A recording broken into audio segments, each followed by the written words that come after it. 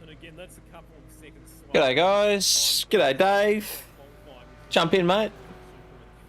I'm thinking some laps and some SCOPS at the same time.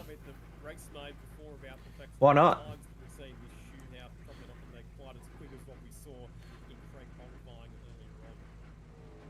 I have no idea if that's going to work or not, but we're going to have a go at it.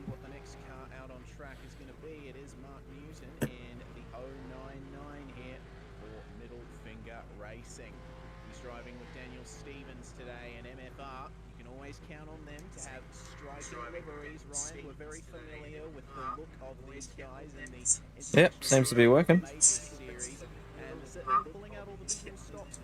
Yep, seems to be working. Well, the plan so far, mate, is learn how to drive Imola whilst watching SCOPS with whoever tunes in up in the top corner there. And that's about as far as my plan's gone, really.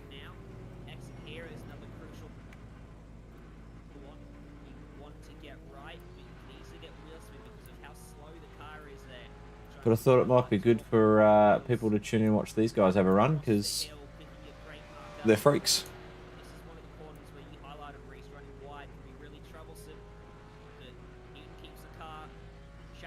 So guys, anyone that's watching, that's the plan today. We're gonna race on Tuesday night, which is my first run for a couple of weeks.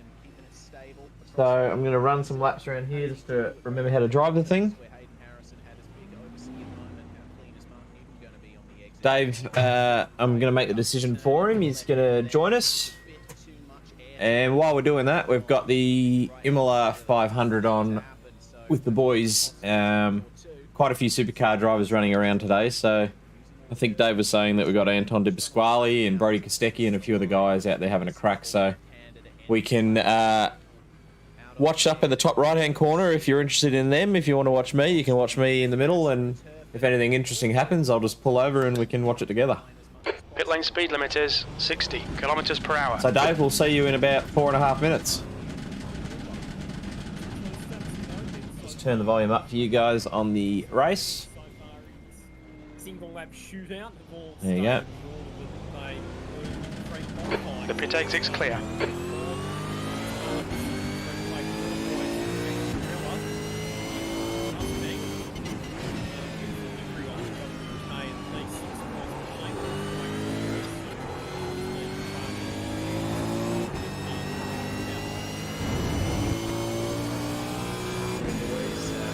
Might need to turn that volume up a little bit more, so I'll do that in a second.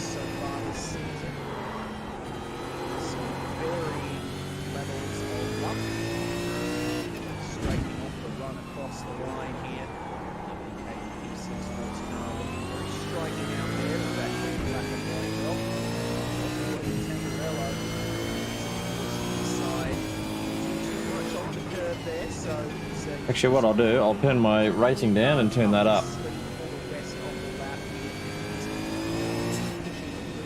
1 second.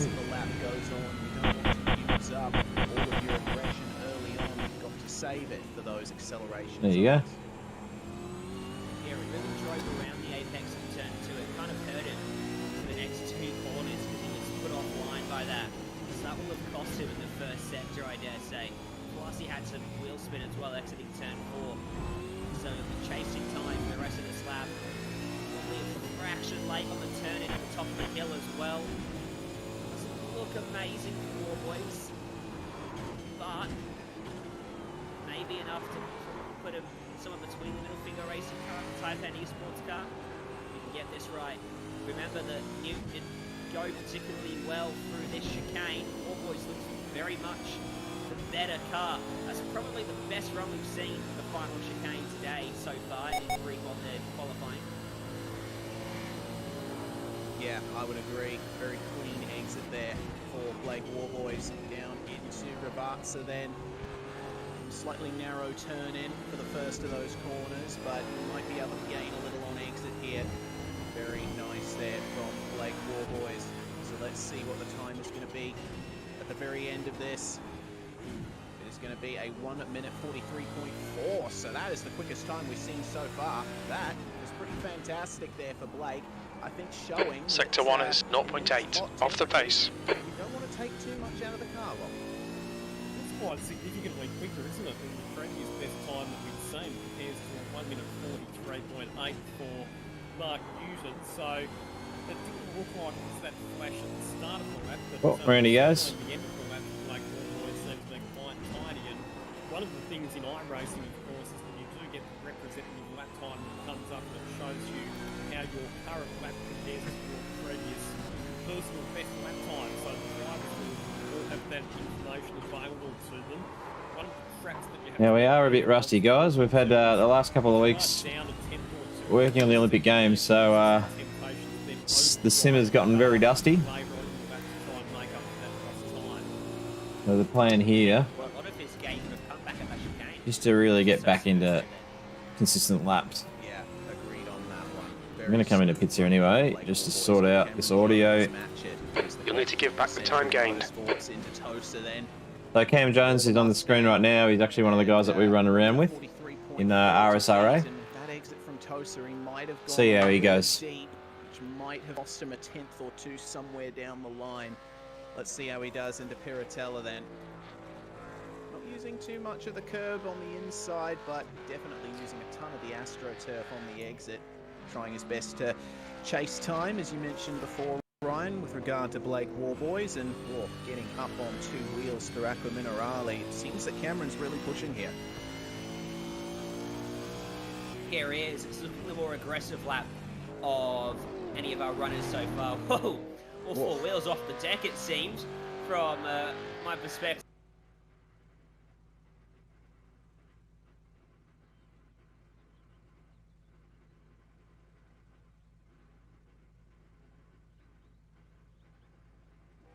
With an iRacing as he launched it over the last chicane. Let's pick his brake marker right at the middle of the apex of that little kink as they turn right.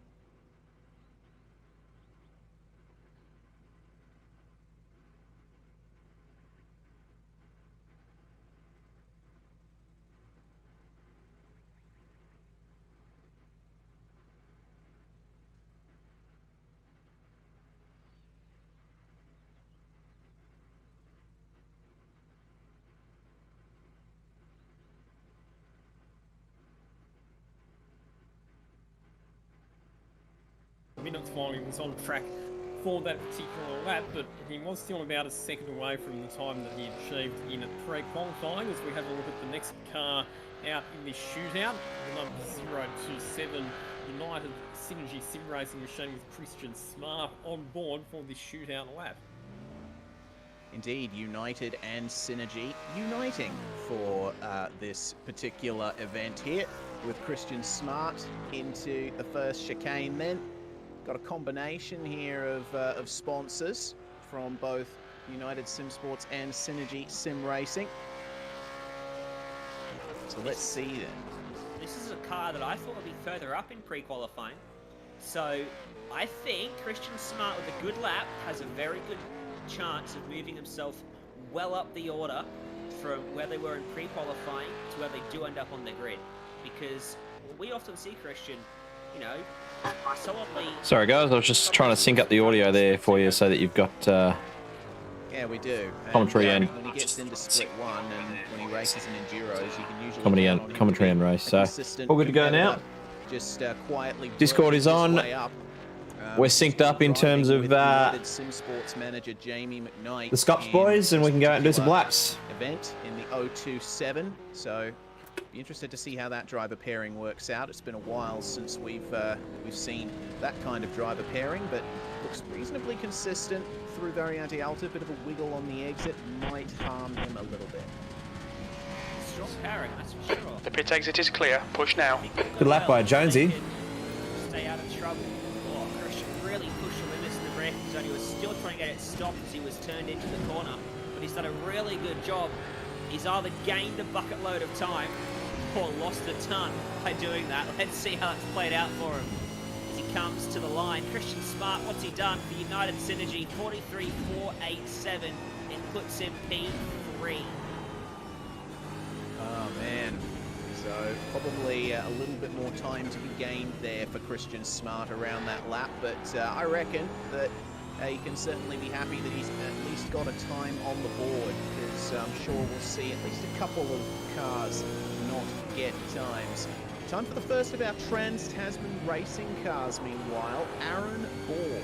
Yeah, so our team, we're on board with the Tasman boys because we've done a little bit of practice with Madison Down, so we tend to get around those guys for these races. 2000s, early 2010s. So see how Aaron does here across the line to begin his qualifying lap. And these guys are running in reverse pre-qualifying order, so we would expect There's a few of them to run a time quicker than what we've seen so far. But the sun is blazing out there on the circuit, and I reckon difficult for him to gain those extra couple of tenths. But Well, Coxie will be running around with them as well, I reckon. 43.386 set Oh, by that's Century Motorsports definitely too deep. 393, and looking nice and stable across the exit of the Villeneuve chicane. And Aaron Borg, a driver with a lot of real world racing experience and accomplishments, to an over 86 series champion in 2019 and currently races in the V8 Super Ute series and was the front runner in the first round of that series as well. Putting that experience to good use as he uses all the AstroTurf on the exit of Piratella. Aqua Minerale nice and smooth on the braking and on the downshifts. The car is not complaining at all. Number 27 looking lovely and stable across the rise as he comes up to Variante Alta. On the brakes nice and hard, the splitter scraping the ground. Reasonable curb usage there. Maybe had to hesitate getting on the throttle slightly, but it looked like a nice clean run so far. So down into Ravazza, straighten up the braking zone. Lovely smooth turn in. Oh, maybe not going all the way to the edge of the AstroTurf there, but he's worked himself out nicely through the last sector of the lap. 1 minute 43.386 is the time to beat. What will Aaron Borg run as he crosses the line? It's going to be a 143.932. So unfortunately, that puts him down into P5 for the time being, but still, nice consistent lap, and again, at least they got a time on the board right. I think one of the factors is track temps fluctuating up and down. It went down by a couple of degrees for some of those laps for Jones, Warboy, Smart, but Aaron Borg was quite hit with a track temp that was more akin to what we saw in the very first lap of the session. So he was affected by what was effectively a slower track. So it's going to be interesting to see how that continues to play out throughout the session. It's currently 42 degrees. It's going up again. So it's 147 in set time. Okay, Mike, there's a car exiting the pits, heads up. Some of the faster drivers may get caught out by this. Yeah, potentially. P4. First, we'll have to focus on Neil Pearson or Simrix.com DPR and have a look at the curb usage on that lap. A little bit of correction on the exit of all of these corners here. The car ahead has just done a 153.04. Here to get some good turn in for these chicanes in the opening part of the lap, and Pearson, I think, just pushing a bit too hard there through the second part of Villeneuve. That'll cost him probably 3 or 4 tenths down the line if he can't line up the exit of Tosa, which he indeed does. So let's see what the track temperature is like for this lap. It's currently 42 degrees Celsius, so it remains to be seen how much pace Neil Pearson's going to be able to extract out of this white Mustang. Neil Pearson, another driver that I would probably expect to be further up the order. There's Simbriggs machine, him and Reese Key. They're both split two winners, if I'm not wrong. So, and both drivers I would have thought would be mid-pack. Sector 2 is 0.5 off the pace. Drivers together, field should condense, and winners split two and end up in the middle of the order. I would have expected. So, we'll see what happens here for Pearson as he comes through the last two corners. That was really good. Bill, how are you, mate? A little deep though on the brakes. Gets it turned nicely at the last corner. And on the power very early. That was good. This would give him a great run to the start-finish line. I knew Dave wouldn't be Slow far down a away. bit if you don't want a penalty. 42-degree track temp though. Sun's still out. 43.7 goes Oh, good on, man. Oh, I knew you wouldn't be too far away. Yeah, looks like that track temperature is playing havoc with a few of the drivers today. Good lap. That's your quickest today. Sector 3 is 3.9 seconds off the pace. When I get multiple notifications, MJS is live. I'm like, oh god. Yeah. Here we go. It's called motivation for you, mate. There goes my sleep.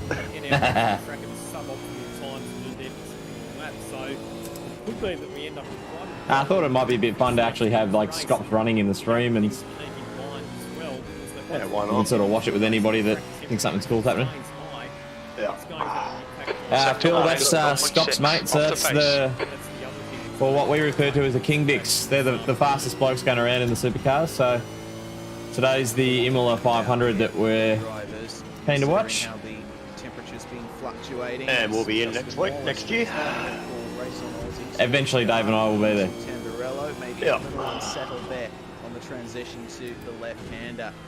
But this guy here, Justin Wallace, driving with Tyler Blackburn for the Heroes, and to race on Oz drivers. Yeah, I've got it up on my top say screen as well. They're solid midfield drivers. Sector 2 is 1.0 off the pace. The guy behind has just done a 145.03. Was it coming up on the live stream, the video? Keeping the car on Yeah. track in endurance races and making sure that you stay out of trouble. That's Sure the main was. Yeah, I'd say the Enduros where the Bruce guys come alive, that's for sure. Hey, Lachlan Mansell's commentating from Beauty and the Geek. Oh, right. We need to slow down and give back some time. Oh, mate, this is just open practice at the moment. So if you want to come and run some laps, we're just That's your quickest lap in this session. Just a pracky That session. puts you 4.0 seconds off the leader's pace. There you go. Sector 3 is Phil. 2.4 off the pace. Oh, yeah. There's a lot of nostalgia. Whoever's in front of me there definitely needs some for, practice. Many of us, both in the audience and in the comms box, and there's a few real-life tribute liveries that we're seeing here today, which is awesome to see. So Justin Wallace bringing it out, and it looked like a pretty smooth end to the lap there. He wasn't going crazy on the throttle. Let's see what the time ends up being, a 44.082. So it's going to put himself in 7th place, just behind the Trans-Tasman number 27. So again, oh yeah. Only a degree, but if I was Justin, I'd be using it as an excuse because he'd be disappointed with that lap. So Cameron Jones and Blake Warboys, they both made quite a decent end game so far, haven't they, based on their qualifying position. And a lot of that you would have to say is due to the track temperature. Sector 2 is 1.1 off the pace. Pretty much the optimum time in terms of there being cloud cover and the track temperature not being too high. So Jones and Warboys both making up the multiple positions from where they came into this session.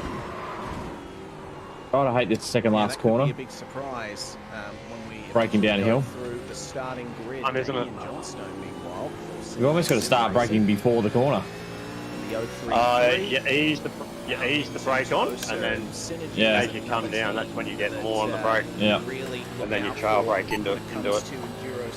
It's a real tricky one. It's That's your not fastest lap. hard on the brake Currently like normal. 3.3 Yeah. seconds off the pace. Your last lap time was at 146.66. In the last half of a race or thereabouts, they certainly play the strategy well. It's just a case of luck, I think, simply. They tend to get caught up. Oh, Not wrong, he's gone. Oh no! Yes, Oh, he no. has. Oh dear, and that is lap gone for Damien Johnstone, and that is Damien. to Aqua Minerale, opening up the jaws and snapping. Yep, we talked at the top of the broadcast about the fact that he was also gone straight ahead of that final chicane and fired it across the curve as well. But Aqua Minerale, we were talking about how it is a downhill braking approach where you are both turning and braking at the same time. And Damien Johnson there, it looks like he's taking a fraction or two on the blocks, the rear brakes. The car skated away. He managed to avoid rotating all over the shop. completely, but obviously went right out into the runoff area, and that was a crash that wrapped him, unfortunately. One he can picked up an off track, of course, with the RS. Sector 2 is 0.8 So, off the yeah, pace. That's strike one for drivers who validate a lap. There's always one. How many more will there be? As the track continues to rise in temp, or if it does continue to rise, but it's just dropped the temp, it just dropped the degree again. It gets slippery as well. New fastest lap for Morris, 143.31. Synergy's going to be disappointed with how that's worked out. That's going to be at least a... That's your best lap in this session. Sector 3 is 0.5 Yeah, I was doing off the some, pace. trying to do some practice yesterday, but I was like, by myself, I'm like, nah. Not the same, is it? I was not motivated at all. Affect his momentum down the straight too much. Andrew Mogridge is the driver he's going to be sharing this car with today. Well, Damien Johnston, I think will be starting in position 4 and 5, won't he? Because even if there's other drivers who cop off-track penalties and have their laps disallowed, they will start ahead of Damien Johnston by virtue of the fact that they were faster in pre-qualifying. So, unfortunately, Damien Johnston's going to be spoken up as the last on the grid. Maybe. It'll be set via qualifying, and he did register an outlap qualifying time. The race will be in the same server as Actually, yeah, that's a fair point. So, does that mean then that you have to push really hard on your outer lap so that in case you do have your hot lap disallowed, that you can still get a time that way? some drivers aren't even given that opportunity because their pit box is before the start-finish line, so they're not even allowed to register at outlap time. It's just luck of the draw there. Kidding me, are you? So yeah, you may gain a spot or two, but it'll be right in the back of the grid. Benjamin Smith, though, second of the Ruse cars. Slow down. Really pushing on his lap. He used all of the curbs at all of the chicanes. The car in front has just done a car left. To pick up an off track, and He's still there. Clear left. maximizing his braking performance. Watch your Ferrer speed. wants to get away from him, but he's the experienced campaigner, is old Benjamin Smith. And as he again gets a bit loose coming onto the main straight, he'll be hoping he's not throwing away too much time. How is this lap going to compare to Justin Wallace in the other Ruse car? Well, he's quicker than him, and they are together on the grid at the moment. 7th and 8th, the 44.019 for the Analytical Race North Esports car 009. And it looks like just over 600ths of a second between them there. So at the very least, Race on Oz, they've got a consistent setup across their cars here. Time for the first appearance, meanwhile, of Jones is still on pole. Racing with the team manager, Michael Taliancic, here at the wheel of the 777. Tally usually running a bright green machine, but you see a bit less of his... The track definitely helped, I think. Here. Have a look at the purple of See how they've that he is going to be sharing allocated the car 3 with hours this just for Enduro this qualifying. season. Nice combination of colours there. Certainly very striking. For the whole field at to the get very through. least, as Tally starts his lap, and Tally's one of the Obviously, they'll get everyone through and then always count to be there advance the session. as long as he avoids trouble early on. And this lap is going to be the first part of what will hopefully be a profitable night for Pursuit.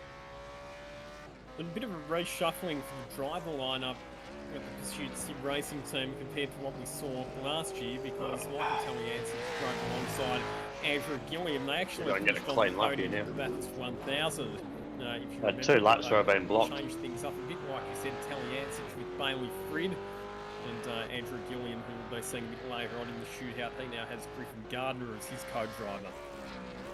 That's going to be a strong pairing there at Pursuit. Both of those guys incredibly quick. So let's see how this sets the pace for the Pursuit cars down into Aqua Minerale. And Tally just staying off the curbs there. Not pushing too hard, not taking too much out of the track or the car. Keeping those tires in spick and span shape for the end of the lap and that final push on the accelerator out of Ravazza. He's kept it on the track through Variante Alta, but not quite able to keep it as smooth as we've seen some other drivers doing so far in this session. I got no idea if it's actually working properly. Slight hesitation getting on the throttle initially, but pounding it out away past the pit entry and towards the line. So can tally match a 43.3 across the line. He's going to take and it's going to be the boost car out, Giddy or Goulding. That's Yeah. 2,000ths off. But the exit looks I'll clear. have to jump into pits when they hit the track. Goodness me, these guys are looking close. Impressed by the job that we have seen from some of our slower pre-qualifying teams so far. Continuing to lead the way in qualifying at the moment. What can Luke Rosello The guy ahead's lap time is 1:44.41. Synergy Sim Racing Schreier. number 30. About to begin their lap here at Imola. Braking for turn 1 right about the 200 meter board. And then dropping it back to second gear. Rosello goes. Oh, Rosello. Short shifting back to third. Over to fourth. Controller wheel spin. And now into the second chicane he goes. Using a lot of the curves here, Reese. He's getting away with it. He's got a setup that's allowing him to use those curves and not get any ugly bounces from the suspension. Yeah, Synergy's a team that put a lot of time into setting up their cars. You'll need to slow down to give back the time gained. Synergy Sim Racing. So it seems that their suspension has been tuned to filter out the biggest of these bumps. Let's see how he does in this middle section of the lap where curb usage is so incredibly crucial. Bit of closer. Harley, and yeah, there's barely any complaints from the car at all as he goes across the curves. So smooth on the wheel. Fantastic looking lap here from Luke Rosello. He seems very confident in that Mustang's abilities.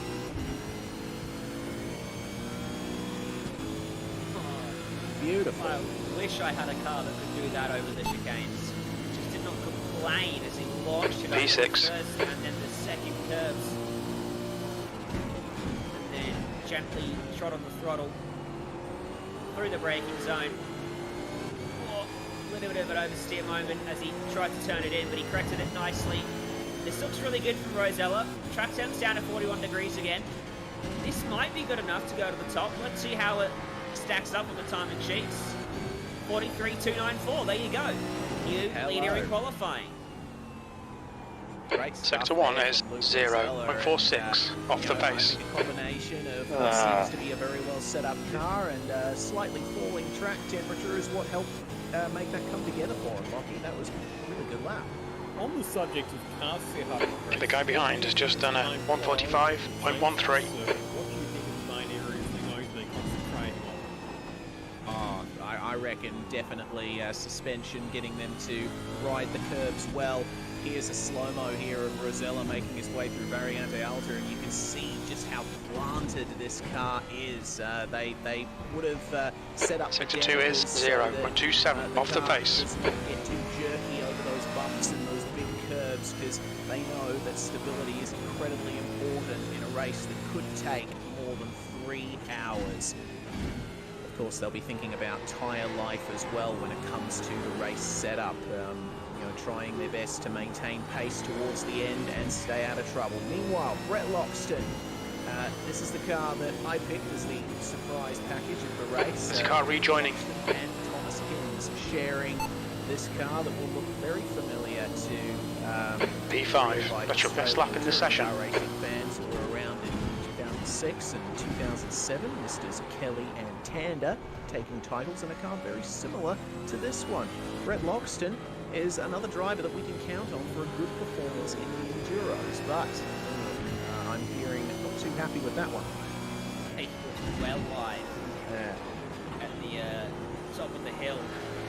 That would have cost him time at the corner. He would have had to be later on the throttle, and he may have even picked up. Sector 1 is 2.9 off the pace. The car seems a bit twitchy, doesn't it? You can certainly it's having to fight the car on the exit corners. It's lost getting its power to the ground as smoothly as you would like, and it just seems like it's having a bit of an arm wrestle with it at the moment. So, A+ for effort, but I'm not sure that it's going to quite do that time. Let's see how he does then. Coming out of the final proper turn on the track and all the way out to the gravel, trying to maximise the exit there. So the Jinx Shifters HJR machine 209 will come across the line and set Sector 2 is 0.6 off the pace. 458. That's good enough for P5 as it stands at the moment, but I'm sure that with those slight errors, Brett Loxton would have been hoping for a little bit more on that lap.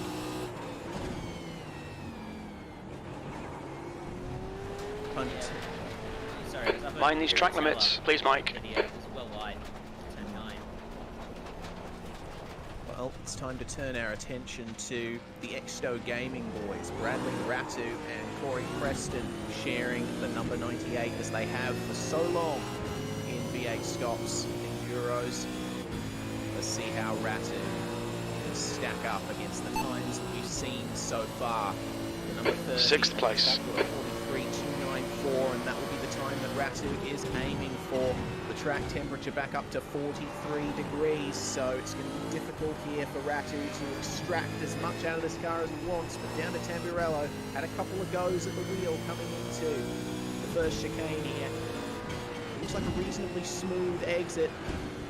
Doesn't get too squirrely off the run, off the corner, down into Villeneuve then. A bit less conservative. Sector 1 is 0.7 off the pace. Part of the chicane there. I think that's the narrowest I've seen anyone go through the right-hander at Villeneuve, and it looks like a nice smooth exit from Tosa as well.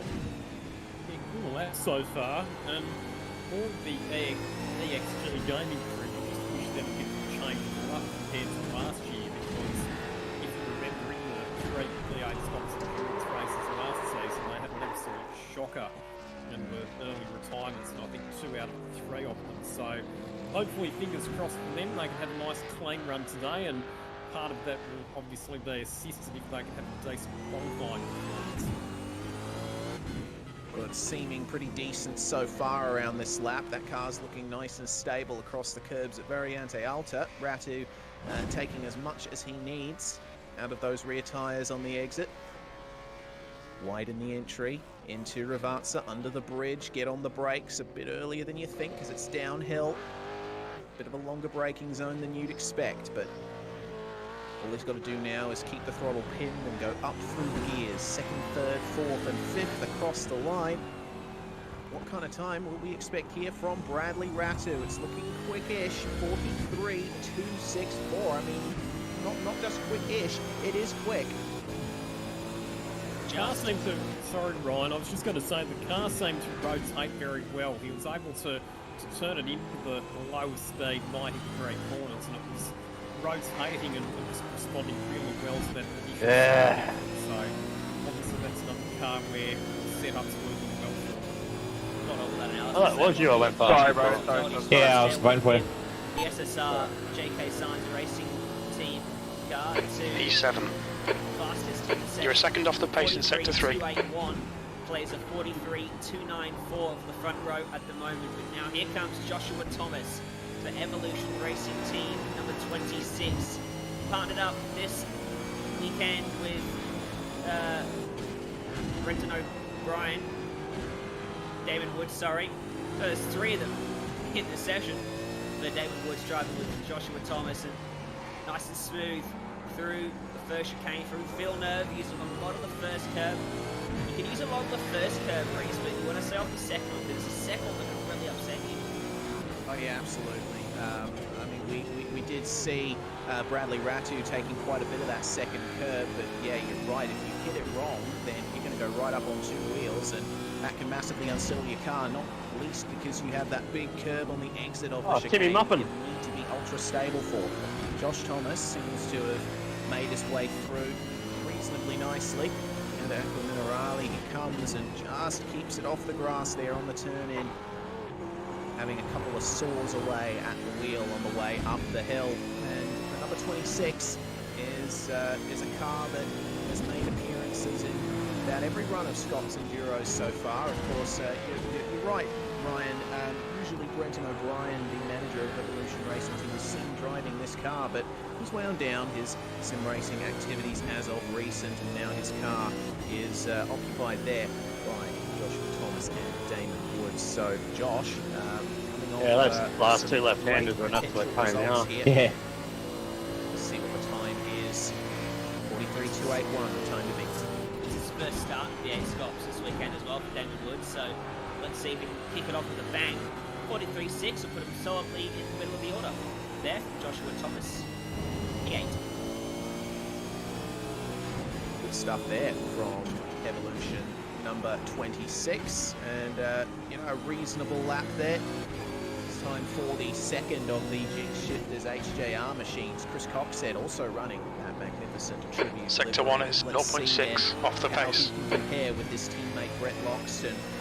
They are the full-time drivers in the 208 and 209, with Thomas Hins jumping into the 209. Tell you what, I'm definitely noticing a big drop off in pace after what I'm on, like lap 10 on this set of tyres. Usually it's not this big of a drop off, but it's about half a second, I reckon. Handles the running of the V8 SCOPS Yeah. Support Series on Pick Friday it, night. fresh tyres at the right time will be in behind the wheel. picking Tuesday night, go first stop. Yeah. Sector 2 is It's 0.6 off the different pace. times. Based down in Canberra, the nation's capital, is Thomas Head, and when he's I need to work out how to take that chicane. Got no idea how to take that. All four over the first one. Road car licenses. Oh, fourth. So All very four. familiar with the workings Oh, all of four. automobile, and use some of that experience at least to fling it around virtual Imola. And out to Minerali he goes, and there's quite a bit of curve usage on the entry. There's potential there. You're now off track 2.0 to pick off the up, pace. so I don't That know lap if time this was lap's gonna be a 1:45.26. little bit of unsureness at this point, but he's committing to the rest of the lap Yeah. here with a smooth run over the curves at Variante Alta. Maybe not quite lining up the exit. The leader has just done a The car 1:43.07. just a little bit through the left-hander, but down into the final couple of corners now. Pushing hard. Yeah, just a little bit, but he can gain that back on the exit if he nails this. Oh, maybe just on the verge of getting into the gravel off the final turn. So what kind of time are we going to see here from Chris Coxhead? Number 208 across the line, and it's going to be a 1 minute 43.795. That puts him in 10th there, just behind the Simreaks.com DPR number 62. So a few tenths there between the two HJR cars. And Yeah. I tell you what, Lockie, sorry, 44-degree track temp, so that's the hottest we've seen out of any of the runs so far, so really unlucky. You'll need to slow down if you don't want a Yeah, I penalty. think you'll be a bit disappointed with that, even despite the increasing track temperature. I think probably hope for a bit better result than that. JP connected. Yeah, the increasing track temperature really Yeah. made that big some things at times as we have a look to the next of our United Simsport entries with Kyle George behind the wheel. Yes, one of the United Synergy machines. Synergy Sim Racing's Geordie Sinney is going to be partnering up with Kyle George today, and a little bit of a wiggle there, a little bit of a complaint chatter from the Look out for the pit speed limit. Up slightly there to Kyle George on the turn in, so that car might be a little leery in the rear. It'll help him to get the car Not really, lined up doesn't for show these when people are in the chicanes, but pits. he won't want to take too much out of that steering. Looks reasonably stable across the curves at Villeneuve though, but oh man, Ryan, that tiny little slide probably cost him. Yeah, I'm intrigued to see how the USSR collaboration goes today, but I think that little mistake from George won't start them off on the best of foot in this particular car. He can fight back over the next couple of sectors. He may be able to put himself He's in there, going to have to be coming out soon, surely. in the section, Yeah. but with the track temp still up at 44 degrees, he'll certainly struggle. He slid a little bit there as he tried to get it turned in at the bottom of the hill, and fortunately he was able to just wrangle it back for the exit, but For some reason, I'm not hearing people on the All Teams radio. Well, it's a reasonably smooth exit from Variante I Alta. see their names Let's pop up, see but I'm then not hearing anything. in the final couple of corners Oh, yeah, I whether or think not this lap will be improved or taken out of contention. Just check your Picks scanner. up the apex very nicely at Ravazza 1. And Ravazza 2, You can watch it you can seems, watch is Disney a little Plus. more conservative, leaving maybe a tyres width on the exit in Hey? terms of the AstroTurf. So Kyle George across the line. What has that mistake done? It's going to be a 43.356. It's still quite a competitive time so far, and that's going to put him P3. So Well, he's going to do who this knows? 2:15 official. For that slight slide at this very point of the circuit, he might be Nah, I probably won't. right now. But still, I think that's a lap he can be proud of. Okay, I'll go and watch VRS and learn how to actually do it. Now, here we Here we go. go. So this is the Boost Mobile entry. Boost. And on board this car, a couple of flying Kiwi racers. Shane or... One of them currently leads the Repco Supercars Championship. That, of course, is Shane Van Gisbergen.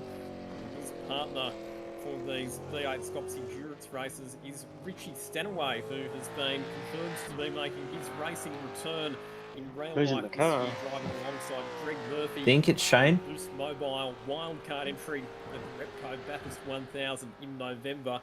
Really, really important seat time in the virtual sense for Richie Stanaway. Part of his preparation for his real life Stop talking. return, doing these Who's in the car? SCOPS endurance races to get his head back in race mode. And have a look at how aggressive he was on the curbs through Tamburello, Richie Stanaway. Ah, it's Richie. Fantastic to see, and certainly very comfortable in that car at the moment. Yeah, Really right. good to see the real-life drivers using the sim here to get their eye in for real life and have a good race of their own. Keep themselves Why have they got no the splits game or on anything? a Sunday afternoon, and it's a nice clean exit there. I don't know Stanaway, what a driver who was very active on I don't know iRacing what back in the day program they when use. SimSpeed first Should be able to started. see their Yeah, bloody it's sector online. splits and He was everything a there. regular competitor in the top split Yeah. Monday night V8s, and he used to race in the iRacing World Championships as well. So he's certainly got a lot of experience here on the sim, and he's certainly putting that to good use through Variante Alta. Barely any complaints from either end of the car there, Ryan. Looking like the whole lap, he's using all of the track, or a fastest lap, I should say. He's using all of the track. That's the latest. They got terrible camera angles too. Into Ravazza, Yeah. he was dancing with the rear end of the car, but somehow he pulled it up. Didn't even look like he was going to run wide. Beautifully. Ah, hit he's, the apex sounds like of he's not even in the corner, and, revving it all the way out. Well, Richie Stanaway has driven a really good lap to the eye and to the timing sheets. He has as well. A 43.093. Oh, Waskies. To the top goes Boost Mobile racing car. Excellent time there. That is 2/10 just about taken out of the Extra Gaming number 98. Hey Jackson, So Lachlan says to Richie Shane, bro. and Shane, they're going to be looking forward to this race with maybe a little bit of trepidation. What does Lachlan We say? still have yet to see just how far up the field they're going to Stream. be. We move on to the next. So bloody big sim Warboys team. and Jones are 5th and 6th, both from our league. Squad, sponsored by SimRace. Yeah, Warboys isn't racing in our league Robin anymore, don't they? Kirk, Nah, one of the obviously drivers focusing on who this. is there or thereabouts in the midfield on a good day. He's driving with Nah, I've Daniel already seen. Misdale in that Yeah, pure Jones white and, Mustang. Simon Vella was I'm the just only one gonna out of make NTS Across that made the it. line to start Yeah, right. this lap. How does Robin I know. Kirk set himself up for Tamburello? Well, he's currently sitting Just P5, past which is the pretty handy. Exit line Yeah. and smooth over the curbs. Isn't quite as aggressive as Stanaway was over the second curb at Tamburello, but a nice clean exit there. What about Villeneuve? Hard on the brakes initially, just lift off the brakes and then hard again for the left-hander, the right-hander, sorry, and into Tosa once more. You can brake a lot later into Tosa than you initially think, and it seems that Robin has carried a good amount of momentum through the hairpin, using a lot of curb on the exit, but I think there might be traces of him going a bit too deep into that corner, Ryan. He had a second dab at the brakes as he went through Tosa. He came off them and then had to have another go at them, so may have just got it slightly wrong. May have also just done it to help us turn in a bit. A bit of rearward bias may have helped the front end to turn in a bit more as he uses the curbs. to help Looks like you're cars clear out on the there. pit exit. Getting creative on the lap as Robin Kirk. How's he get through the chicane? Let's see. On the brakes, the 100-meter board. Throw it over the first part of the curve now. He got that wrong. Not settled the way he wanted to, and he had to slow the car down more than he wanted to as well in order to get it turned back to the left. That'll hurt his run down towards Ravazza. On the brakes quite early. Bit of shade over the racetrack now as well. This end of the circuit will help him and the next few runners. Yeah, Certainly will. Slight complaint from the rear on the throttle over the AstroTurf as Kirk comes up to the line now. How close is he going to be to Bruce Mobile Car? 43.82 is the time there for Robin Kirk. That's going to be P13 in the standings so far. So at the very least, they have a time on the board, and they know that they've got a car that can certainly make its way around the track, but they might have to work a little bit on curb usage in the middle part of the lap. Time then for another real-life driver. You need to slow down a bit if you don't want a We've got penalty. James Golding in the car for Lobs Esports, and he's going to be driving with Brad Newman. You got Anton Di Pasquale and Brady Kostecki joining up there. This is Golding on the track now.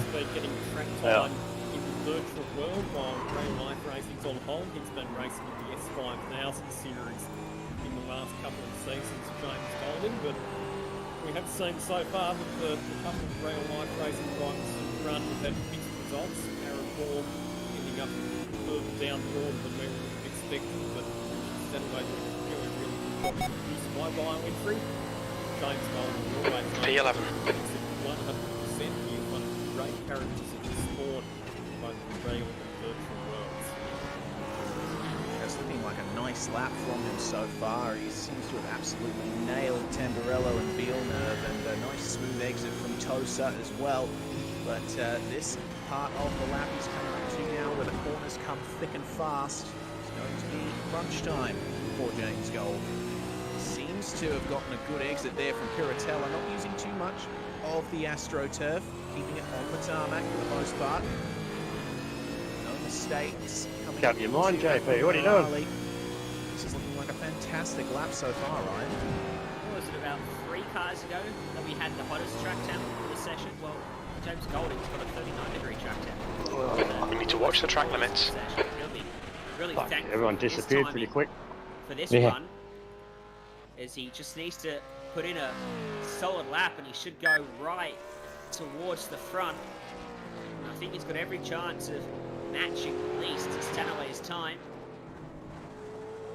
Hits the apex beautifully of turn 18. Cut 19 as shallow as you can. He lets the car drift out wide a little bit, just keeping it as straight as possible on a 43.209 till he goes to P2 there. James Golding. Not a bad time. Esports. Making Hey, it an all 43.1 for Golding. Stanaway and Golding putting themselves to the front of this sim race. All clear on pit exit. Let's take a brief look here. Look at the side-by-side. That is the difference in track lighting between the sun being out and a cloud coming over the circuit. It's incredible how much of a difference it makes visually, but also temperature-wise, which was highlighted by that 39-degree track temperature. James Golding wasn't quite able to take full advantage of the cooler track there, but still putting in a nice time, and the car was looking incredibly stable as across the line now comes the next car to start a hot lap. Kurt Stenberg and Lee Ellis, another veteran pairing of drivers in this series for Trans-Tasman Racing. Stenny in the number 18 sharing that with Lee Ellis, and Stenny's been very excited about these rounds in the middle of the season. He does enjoy having a good run around these tracks, does Kurt Stenberg. He seems like a little conservative with curb usage in the Villeneuve chicane, but you see the picture of concentration that is the Perth boy, Kurt Stenberg. He does like to lean forward in his seat when he races, which some might say is a bit of an unnatural driving position, but hey, I've seen him do it in person, and it certainly works for him. In terms of race starts in V8 SCOPS, this is the most capped combination. They've got a combined 245 race starts between them, Kurt Stenberg and his co-driver Lee Ellis, so nothing lacking in experience in this combination. Kurt Stenberg was there at the very first V8 SCOPS race back in 2014. If there's anyone who's a veteran of this series, Stenny is certainly one to put on that list, and looked like a nice clean run through the Variante Alta once again. It's very important to nail that corner because it can define your lap. Now the AstroTurf and the green concrete he comes. What kind of time are we going to see from Kurt Stenberg here? And on the comms with the team already, talking about how he thought the lap went. We're going to find out how it went right now. 1 minute 43.401. That is going to be P7 for the Trans-Tasman pairing. Bad effort. But, yeah, P7, as you say, towards the front. Okay, Mike. Tell you 5 who's minutes still of fuel holding up remaining. fantastic 5 minutes. Well, his War Boys, Jeff Jones. Yeah, absolutely. They certainly going to be very happy with their initial runs here in this session. But we turn our attention for the first time to the Altus Esports squad. Zachary Hanlon. He's going to be driving with Bo Albert here in the 024 Mustang, and just hits the speed bump. Maybe at just the wrong time for maximum stability, but he manages to keep good momentum up off the exit of the corner.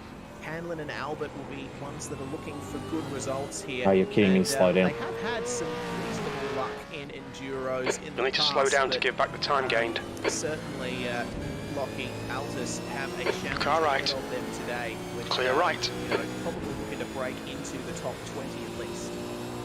Well, across all of the entries that they've got in this endurance race, they've got an extremely talented roster of drivers, but this is probably not one of the cars that you would necessarily expect to be contending with our drive on us. But in saying that, a couple of very experienced races. That's half fuel. You've used half your fuel. Dulcet tones from the work that he does in commentary, but he's also had a lot of success in the off-road racing scene on iRacing.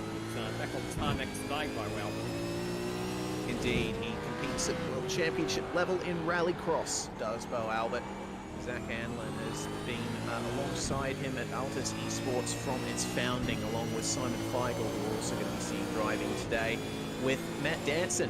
Zachary Hanlon, though, across the tarmac, across the AstroTurf, across the concrete, and I haven't seen much in the way of complaints from this car. It's looked pretty stable out there.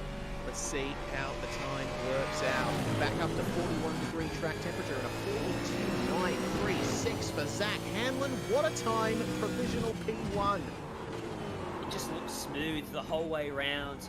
As you said, the car didn't complain, didn't twitch, didn't oversteer. I might take a year. I got a good lap down. Box. Car left.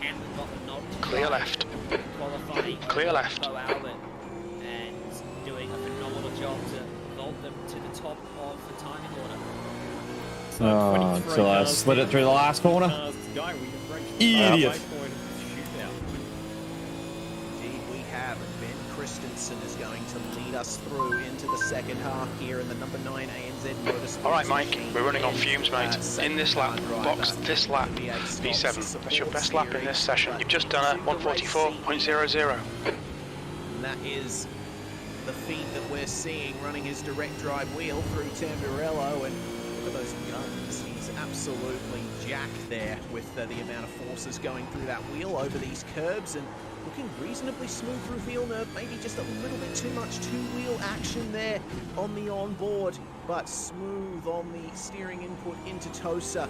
Minimal corrections there on the exit. Ben Christensen certainly knows how to wheel a car around this place. This is going to be a reasonable lap. I expect this No. car to go somewhere inside the top 10. I don't know if it'll challenge. Hey, slow down out there. though. He, They'll delete this lap. Track limits. that was He going said too he wide. was really pushing Nah. the limits over those curves. I haven't seen any obvious mistakes. It's Ah. a very consistent, solid lap for Yup. Christensen. Slow down out there. Very much a resemblance of his. Think I got some as dirt a on my racer. toys. He's a very consistent driver, isn't he? That was a great run for the chicane. Bit of oversteer on the exit Looked up there, at the though. mirror near you. Yeah. Slide over as I went over the hill. Great exit. I'm like, Hurt oh, him. there we go. That'll cost him a couple of tenths. And certainly, if he was going to challenge the front row, he won't anymore. You need a perfect lap to challenge that. Gee, it's a good time by Rayhan. Probably, I'm going to say. Box, I'm gonna make box, a box. prediction. 2 litres remaining. 143 flat. Let's have him on pole in this SCOPS. Oh no, 42.9. 43.39. Let's see how right you My best are. is a Across the line, 43.3. Christensen will come, and it is a Come on, Iggit. Get out there. 1:37.2. I gave him too much credit. SCOPS, here he comes. You see how unhappy Ben Christensen What's your is speed limit with in the that pits? lap. There are a few occasions there where he could have afforded to take many tenths out of that time, but I would assume the fast guys are all coming out now. Oh, Kuznetsov, he's one of ours too. The biggest factor there. Rick. So hopefully for Ben, he'll have a bit better luck when they get off to 43.3, I wouldn't have even Now made the field. go over to Premier Racing Team. Here we go. See how Rick goes. Kuznetsov and Sebastian Tissier are driving together here in the purple number 08. How do I machine, turn this and to Kuznetsov full screen? has been given the honours Hold fire here stream if anyone's in watching. I'll the see if I can get this bigger for you. shootout qualifying session. We saw Kuznetsov in split 2 at Park.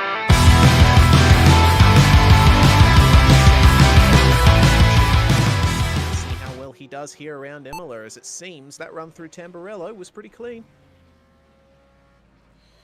It was out a second dip at the brakes. Actually, if I go like that.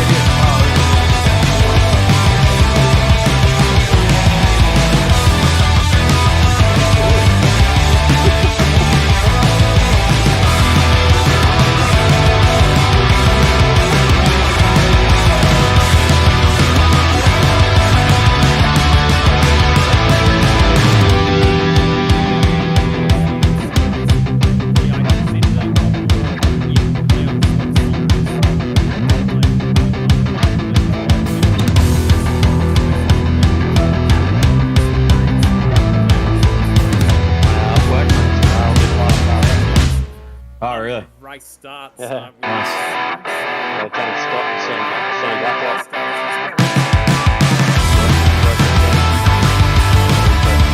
So we're saying that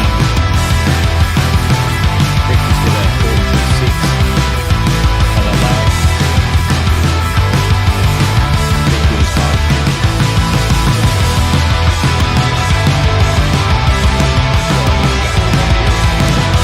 Yeah, that's what we're saying. That's what we're saying.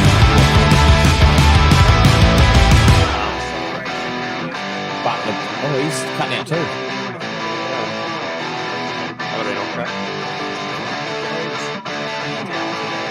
The car not quite to his liking here in the second part of the lap, and might have just avoided the off-track on the exit there. Let's see if he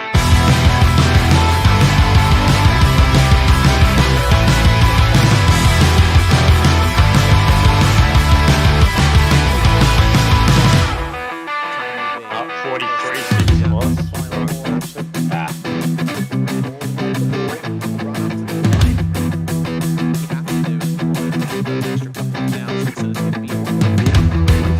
Wow.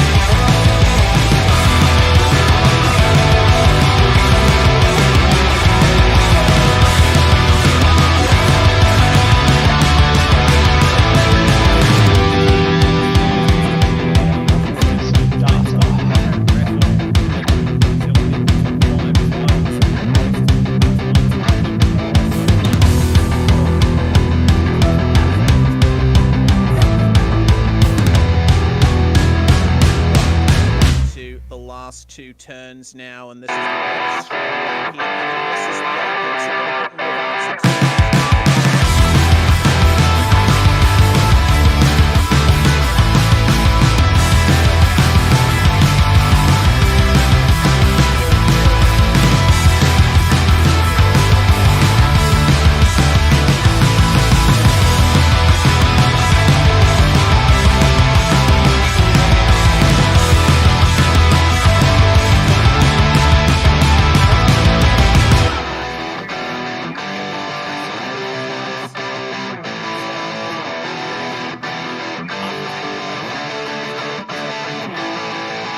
I'm sure Rod will be mighty happy with that effort.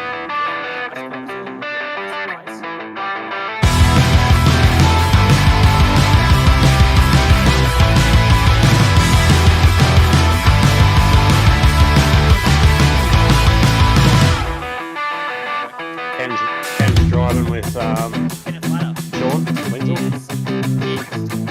Who is? Kenneth Flutter. Oh, right. Apparently he's driving with Sean.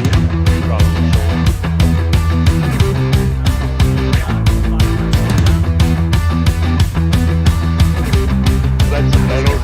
That is Flutter. The officials.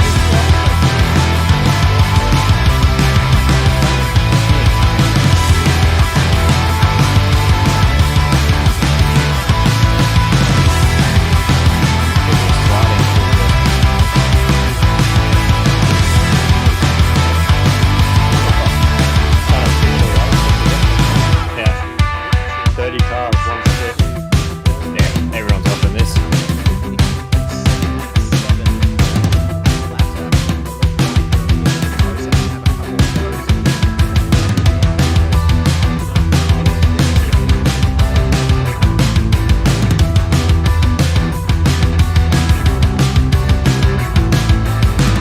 That said, Kenneth.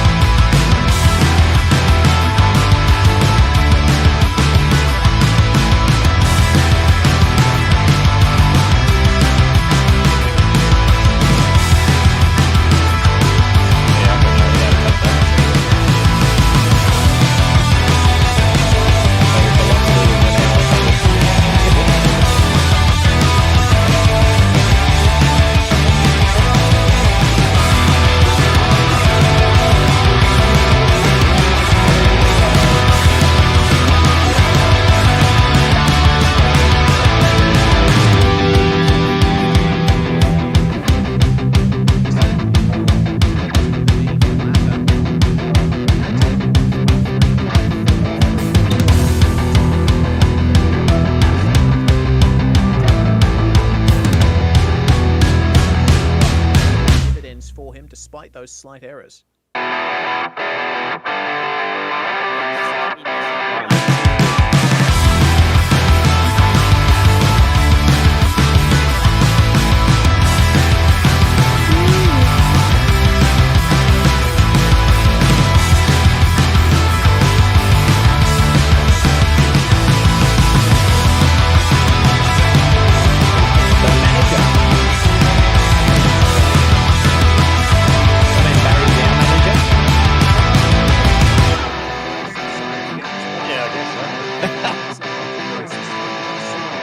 Andrew's finance director.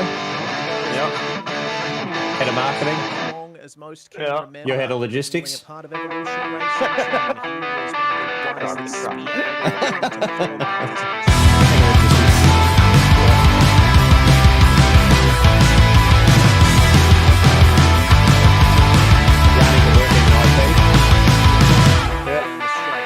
I've actually almost got a full team.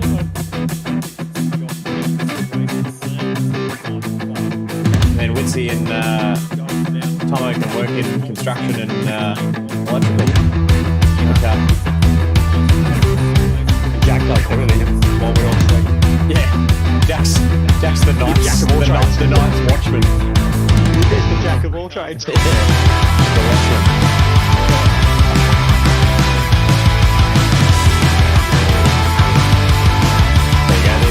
Facebook fire with the driver and head of accounting.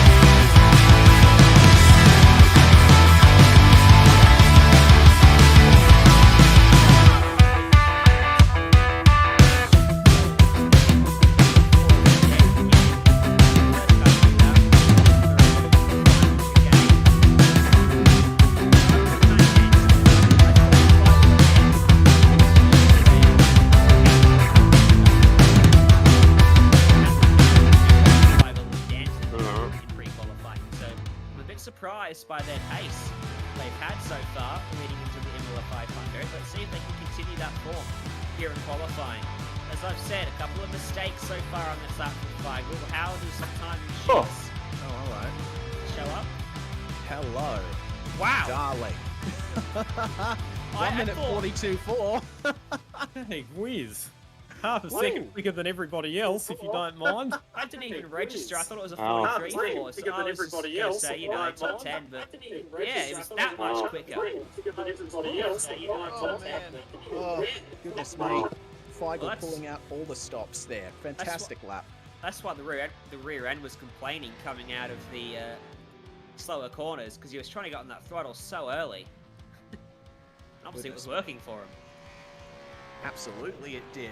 Well, will Blake Purdy have the same confidence here? Purdy, one of the star drivers for Pursuit Sim Racing this season, had a fantastic finish at Montreal, and again, a round ago at Belle Isle, getting onto the podium, did Blake. And he's shown some great potential this season. You know, one of those drivers who, if others fall down around him, he's right there to pick up the pieces and get some magnificent points and a bit of glory for his team.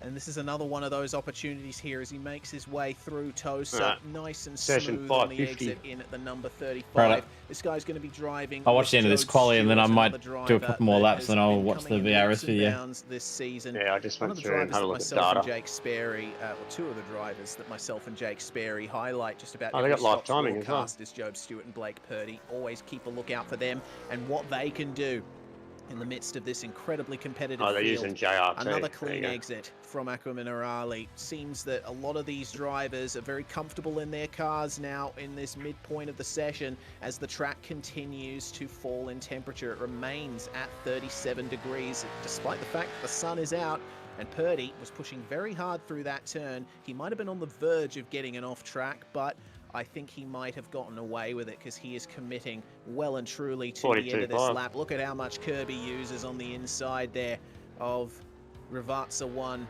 and just kissing it at Ravazza 2. All right, run to the line then.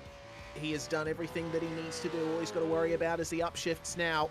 42.4 time to beat. Is it going to be a 42.5? Look at how close it is here up at the top. That is 5 thousandths of a second difference between provisional pole and second. And once again, benefiting from the cooler track conditions and just having a look at the times that were recorded in pre-qualifying, you won't be too surprised to hear that both Blake Purdy and Simon Feigl are the drivers who have got closest to what they did in pre-qualifying. It was only half a second slower Simon Feigl's shootout lap compared to his pre-qualifying best time. So definitely the cooler track conditions helping some of the teams that are running at the moment to produce fast lap times. Guessing he's racing with Hobbo. Do then for Synergy Sim Racing. Hobbo's 88 usually. Number 88, he's going to be driving with Brenton Hobson. Yeah. And Ryan Hobbo is another one of those drivers that's a V8 SCOPS veteran and a bit of a meme as well. He tends to finish 6th a lot. He'll be hoping for a slightly better result than that with Jack Boyd behind the wheel with him today. Well, if he manages that in qualifying, I think we'll be happy. Yes. I think 6th or thereabouts would be a good result. The track has to be playing a big part. I mean, there's no way that those guys are 6/10 faster than him. It seems Shane. They probably get buried towards the end of the session. So you want So to the go as track temp high has to up be as you playing a big possibly part can. because there's no way these guys are 6/10 faster than Shane. Well then.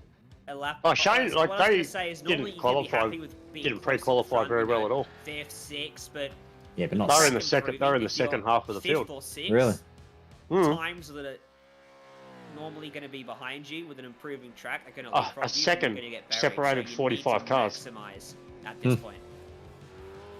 Absolutely. Does Jack Boyd maximize the exit of Ravazza 2? He does for the most part. Let's see then. The time for the number 88. Will it be 6th? Will it be better? Will it be worse? Let's see then. Oh. 1 minute 43 flat there for Jack Boyd. And that is a pretty good time, I have to say. 4th for the time being. Puts him ahead of the Boost Mobile and Lobs Esports entries. So we're really starting to see the times ramp up now. He's got your jinx shifters on the side of the car, this guy. Track jump actually Yeah. going up 2 degrees there. They're fully sponsored. So That's a shocking paint job. is the Oh, yes. all dynamic track swinging That's the other way again. Terrible. Like Yeah. I said earlier, I've never seen a track do this. Just continue to swing so much. You think guys Here we up in go, these here's my top quiet classes pick. that have good paint jobs? Kobe Jones and Hayden Veld, car 52. I mean, Team if paint jobs are anything to go by, we are Kobe Jones, the one that's dragged this car to SCOPS 14th worthy. in pre-qualifying, and in the car for qualifying today, driving with Hayden Veld, who's a very consistent race car driver in real life and in the sim races, Supercars. obviously JRT have got webcams working now. Phillip Island and occasionally at I, and Sandown, Zoom. a little less often. How do they do it on Zoom? Kobe so far utilising all of the They're curbs. using Zoom. Ooh, might have just got away with a curb strike at turn How the 2 hell do they do at the that? start of his lap. He was There's a, really close to it and really using all of I it don't know how they at do the it. top of the hill on the inside. That's not often where you use all of the track, but Kobe doing what he needs to do. Let's see how he goes at the bottom at a Zacca Minerale. I've Yes. got my track. I mean, I suppose what you could do is just be on a Zoom call and you just You are highlight correct. whoever you want. 100 for the final and share chicane that on the circuit, screen. or off the deck, using all As of a it, source. and then on to the power. We'll try it tonight. We'll tell everyone they're going to dial into Zoom. From Kobe Jones, which is what you'd expect from No, but, that man, there's, for sure. And onto the Scott brakes. finally have a It's the Apex beautifully. Discord channel. Apex here is Yeah. crucial as well, as always. So join that. Nails it, but a bit of oversteer is going to hurt him. And So how's this lap going to shake out for the team? yeah, they Shifters put the link car? out for the Zoom Track temp still 39 degrees, hugging the wall all the way to the line. Zoom thing as well. 43.030 puts in P5.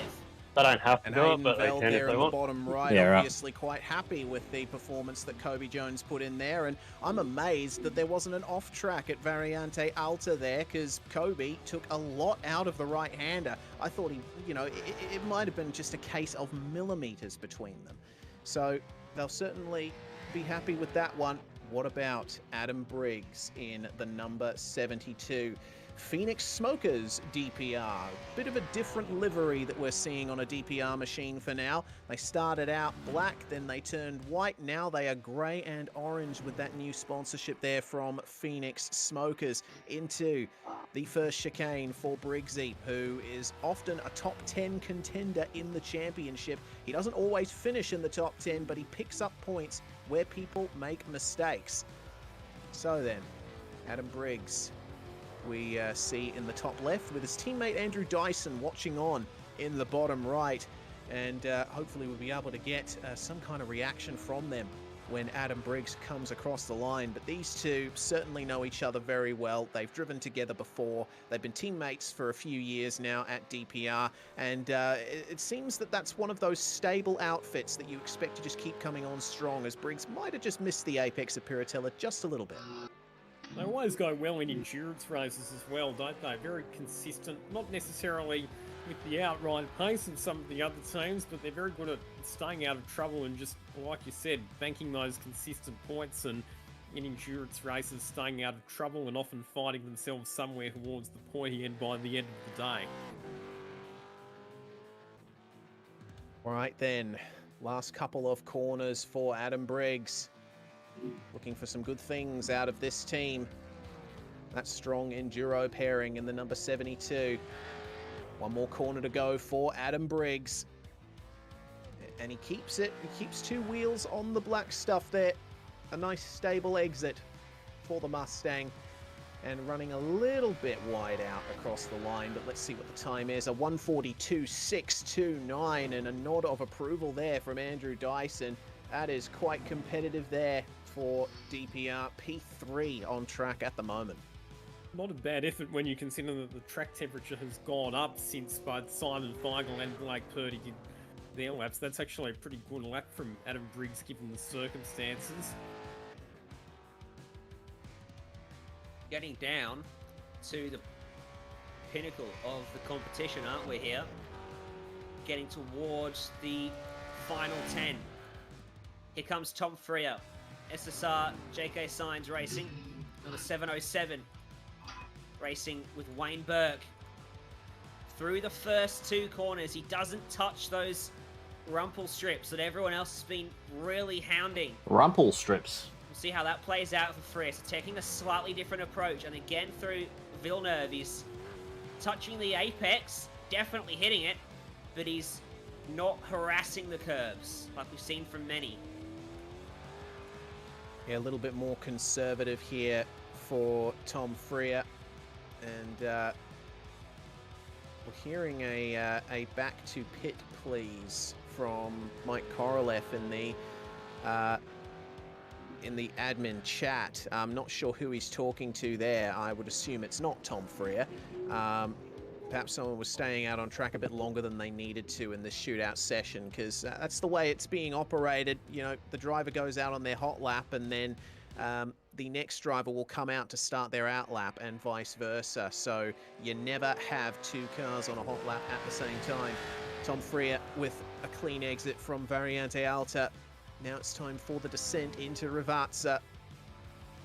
Just lifts off a little bit there through the right-hand kink just to get the weight transfer back onto the fronts. Maybe a couple of wiggles there through Rivazza 1, and the front end's protesting just a little bit through Rivazza 2, but he gets a clean exit, and there's a cloud over the circuit just in time as well. So what's the time going to be for Tom Freer? 7:07 sets a 1:43.044. And so these times are really starting to look competitive here, just outside the top 4 in these times. That's going to be, I would presume, P7 there for Tom Freer.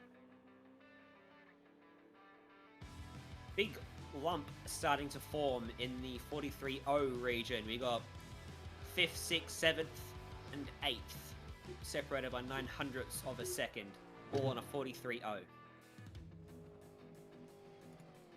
My goodness, this is going to be a very tight grid, and with how much we've seen certain drivers being shuffled, it's certainly the case that we might see some chaos here on the opening lap. It's time then for McLaren Shadow, and it actually looks like Emily Jones bringing that car back into the pits. Not too sure what's gone on there. Emily Jones and Josh Muggleton are driving this car, and Josh has said that they've gotten a pit lane penalty. So I'm not too sure whether or not they're going to be able to get back out there and set their time. They must have sped that's in interesting. pits or something like that. Yeah, If that. that's pretty silly to manage to be able to do that in qualifying. I've got it on, but I've got it So turned right Corey down there. I McFarlane can only will go just... out So I now, think drop back Emily motorsport, Jones either was speeding in and, pit lane, he's so still on she his outlap, so we've got a bit had of to time come to back in get for a into his black lap. flag, so she might not get to set a Racing time. for drop bear, of course, with Daniel Yeaman. She's in the top 5 cars and pre-qual. Daniel Yeaman has certainly How many made cars are in the himself field? known in the V8 SCOPS 45. support series that we run on shit. Friday nights before events. What do we have, He's 33? racing in the flat 6s, and he won in his debut round at Donington Park. All right, a we might few come back to this a weeks bit later. ago. So he's certainly Still a got few to great go. pace, has Daniel.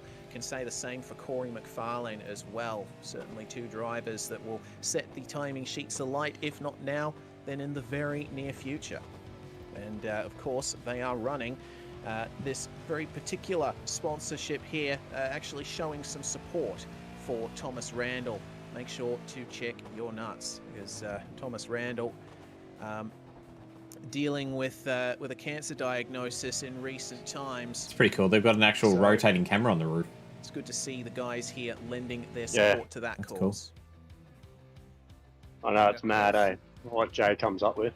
So, preparation complete for McFarlane. Now is the time to perform. Exit is just as critical as it is on your flying lap when you begin your lap, because That was an evil laugh. you need to cross that Hey? line So that was an evil laugh. with as much Oh, watching the speed broadcast, as they possible. flick to a camera and Yeah. And, Sam Blacklock holding up a message there for love Daniel Yeaman. Yeaman. What was that message? I think I love Daniel Yeaman. Actually, Daniel Yeaman, he's come on in leaps and bounds. If you remember, he started last year doing a lot of GT events, but he's made the transition into some of the V8 SCOPS races this year and doing quite a good job. So he's one of the rising stars of sim racing, you would have to say. I'd agree with that assessment. McFarlane, though, the one behind the wheel. And barely using any AstroTurf on the run out of Tosa. So he's obviously happy there with how stable the car is on exit.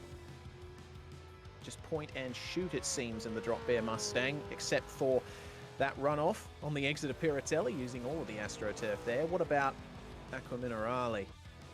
Just keeping it off the curbs.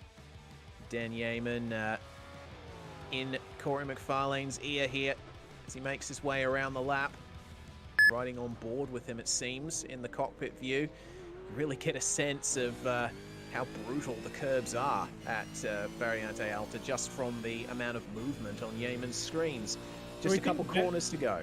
Do we think that Daniel Yeaman is actually in the ears of Corey McFarlane? Because if I was on a shootout lap, I wouldn't want someone talking at me constantly like Daniel Yeaman is at the moment. Probably not.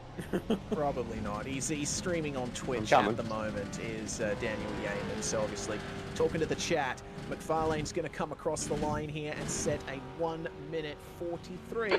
Pit exit's clear. 98.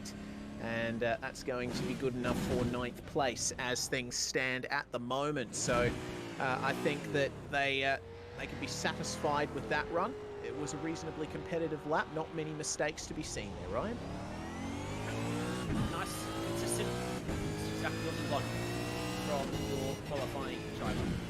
But big improvement for Simon Feigl. Remember, he came into this pre-qualifying session ranked 17th.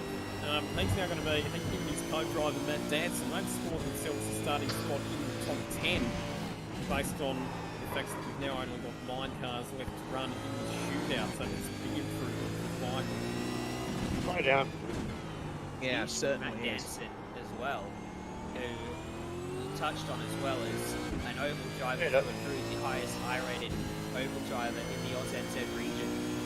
But put him in one of these cars and he would feel a little bit out of his depth, but you can see he's coming on very strong in these machines lately. Indeed, and you'd expect a lot of the same from the likes of Andrew Gilliam here at Pursuit Sim Racing. Gilliam, already a proven race winner in V8 SCOPS, taking his debut win last year at Mosport, and keeping up with those strong results, and certainly someone to look out for in the Enduros. Gilliam is driving with Griffin Gardner Griffin this Gardner, year. yes, indeed. Yep. Yeah, Had a brief mental blank there, but that's going to be very strong, Lockie, as he's got a nice run here through the chicane.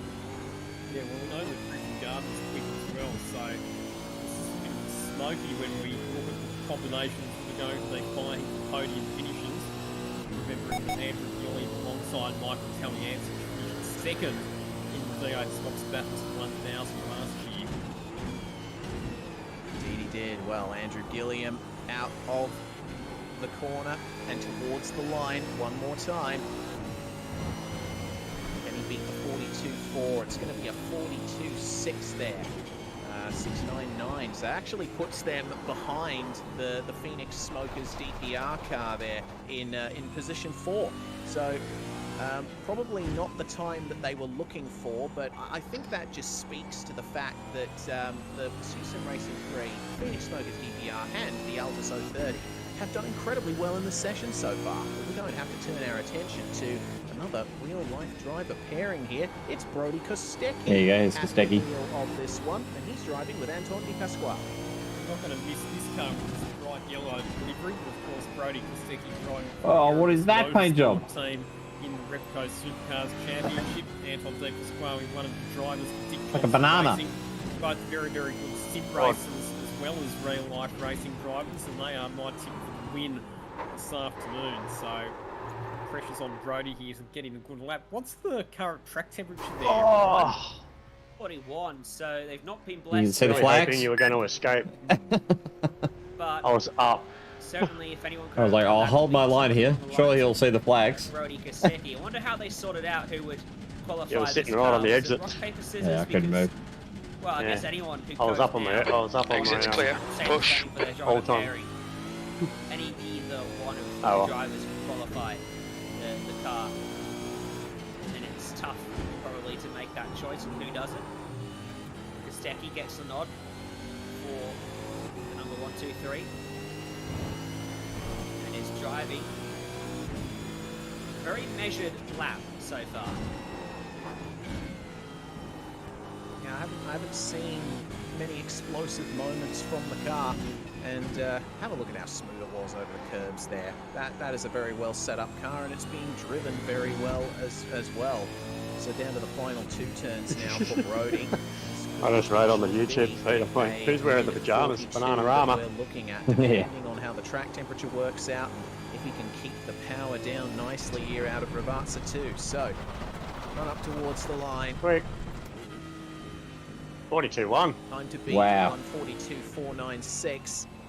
It's going to be for Brody Kostecki. 142.197. There we go. That is provisional pole for the Stanbush Automobilia team. I tell you what, that is a card being thrown down onto the table to the likes of Trans. He's the endurance champions and favourites for the Cup. The Premier Racing team. SSR JK Richard Science Hampstead and Jake Maloney. Cars yet to run in this session. That is the new yardstick. And one that will be eagerly chased by Richard Hampstead. The team that so many would see as the ones to beat when it comes to enduro pairings, Hampstead and Maloney. Car 28, Trans Tasman Racing. Car number 28, there's not 28 of them out there. Although sometimes it feels like it. A bit of a slide over the second apex of the first chicane. That might have hurt just a little for the first set of time. These guys have the most combined V8 stop starts at 225. Maloney with 114 and Hampstead 111 before this round here at Imola. So there's a wealth of experience in this number 28 Mustang, and all of it is being put to use here by Richard Hampstead, who was the champion of our inaugural test season in 2014. He's been here from the very start, as have many of the drivers we see up the front of the field today. His exit's clear. Really pushing the limits of the track as well, coming out of back of Manila RLA. Oh, he got the line slightly wrong there. Caught the second curve awkwardly and sent the car back to the right. He wanted to be going left. I delayed his throttle application. Really late on the brakes into Ravazza. Let's see how it all comes together for Hampstead. I've learned one thing today. I'm no good at predicting lap times. So I won't try. We'll just have a look at the timing board and see what pops up. The car number 28, is it anywhere near the front? It's not as close as it want to be. It's a 42.968, and that's going to put him in P7. Righto. Well, I think that their focus is going to be on race pace there for Hampstead and Maloney. They can both bring out a good one-lap time on a good day for both of them, but I think they're focusing a bit more on how they'll do in the race this time around. They can certainly make up positions. Corey Shepherd, meanwhile, the Premier Racing Team 017. He's driving with Brian Borg, and Corey Shepherd, as he starts off his lap here, is one of those drivers that we feel is on the verge of something really special, because he's certainly strutting his stuff out there this season. He exploded onto the scene late last year, and he's been putting that Premier Racing Team car where we certainly wouldn't expect it.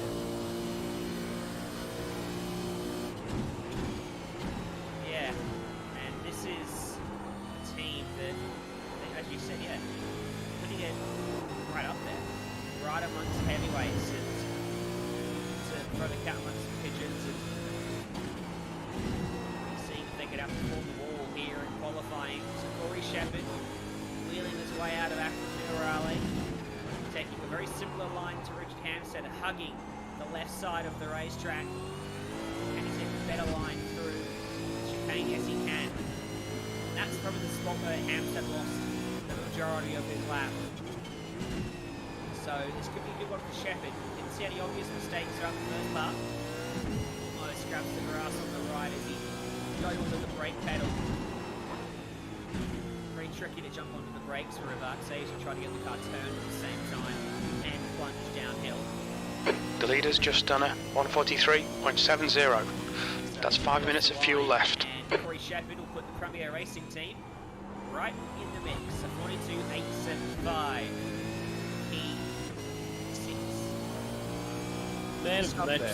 You'll need to slow down if you don't want a penalty.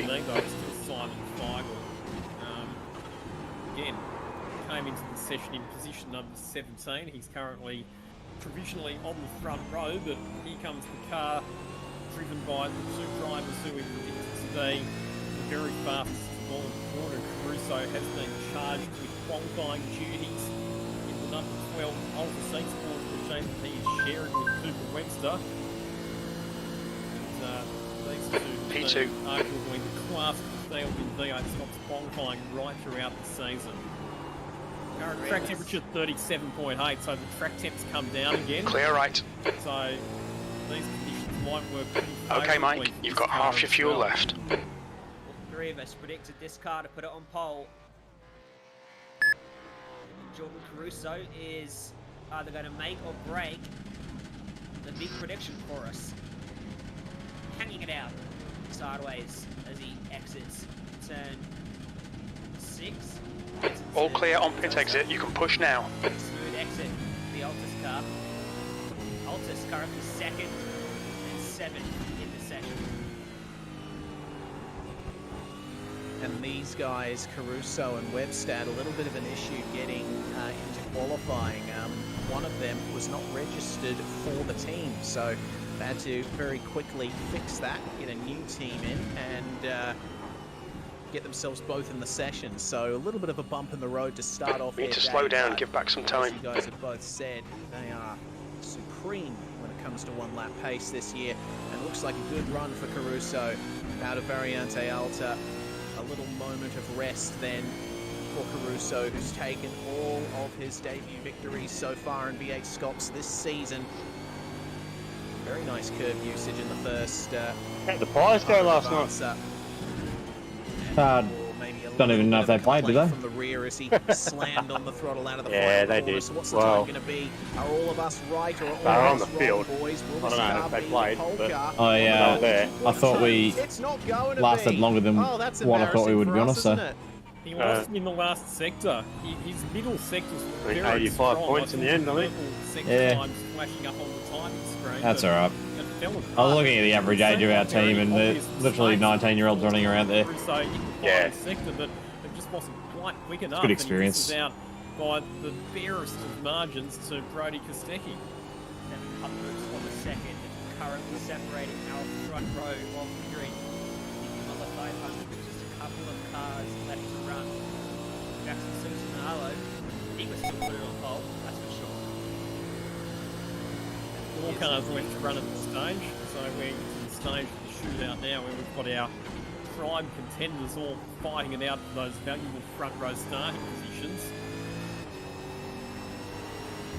But what can Jackson Suzlin Harlow do is the question. He was formerly of Altus Esports and now racing the Synergy Sim Racing for the Enduros, and he's put that car in a pretty good position. He's going to be piloting the 143 with Jordan Ross, who's Sector 1 time is good. himself, Lockie. Well, like I said, this is a bit of a dark horse combination for mine. Jordan Ross very consistent, Jackson Susan Harlow very, very quick. So their team, if they get this strategy right, should be right in the midst fighting for the podium finish or better come the end of the day. Current track temperature 36.1, so it's come down again. So I'll tell you what, these front runners, they're really getting the rub of the dream when it comes to getting the best track conditions. You can see how overcast it is at the moment, and this might just work for the advantage. Sector of 2 Jackson time is Susan okay. Harlow as he plunges downhill into the braking zone for Aqua Minerale. Oh, Back you. up the hill again towards Variante Alta. How stable Hold up. is the Synergy 143? Oh, what are you doing, mate? Car right. Right side's clear. I was on my dash was saying a 43.2. Nothing. Yeah. Excellent This exit guy. there for Jackson Suzlin Harlow. So it's going to be a 42.197 that is the time to beat. Either way, mate. By Richie Stanaway. Hard turn in Beep, beep. Ravazza one, but not much in the way of soaring away at the wheel. Harlow knows Sector how to 3 get is out of 0.7 off the cars pace. here. Racing karts in real life. What's the time going to be here for Jackson?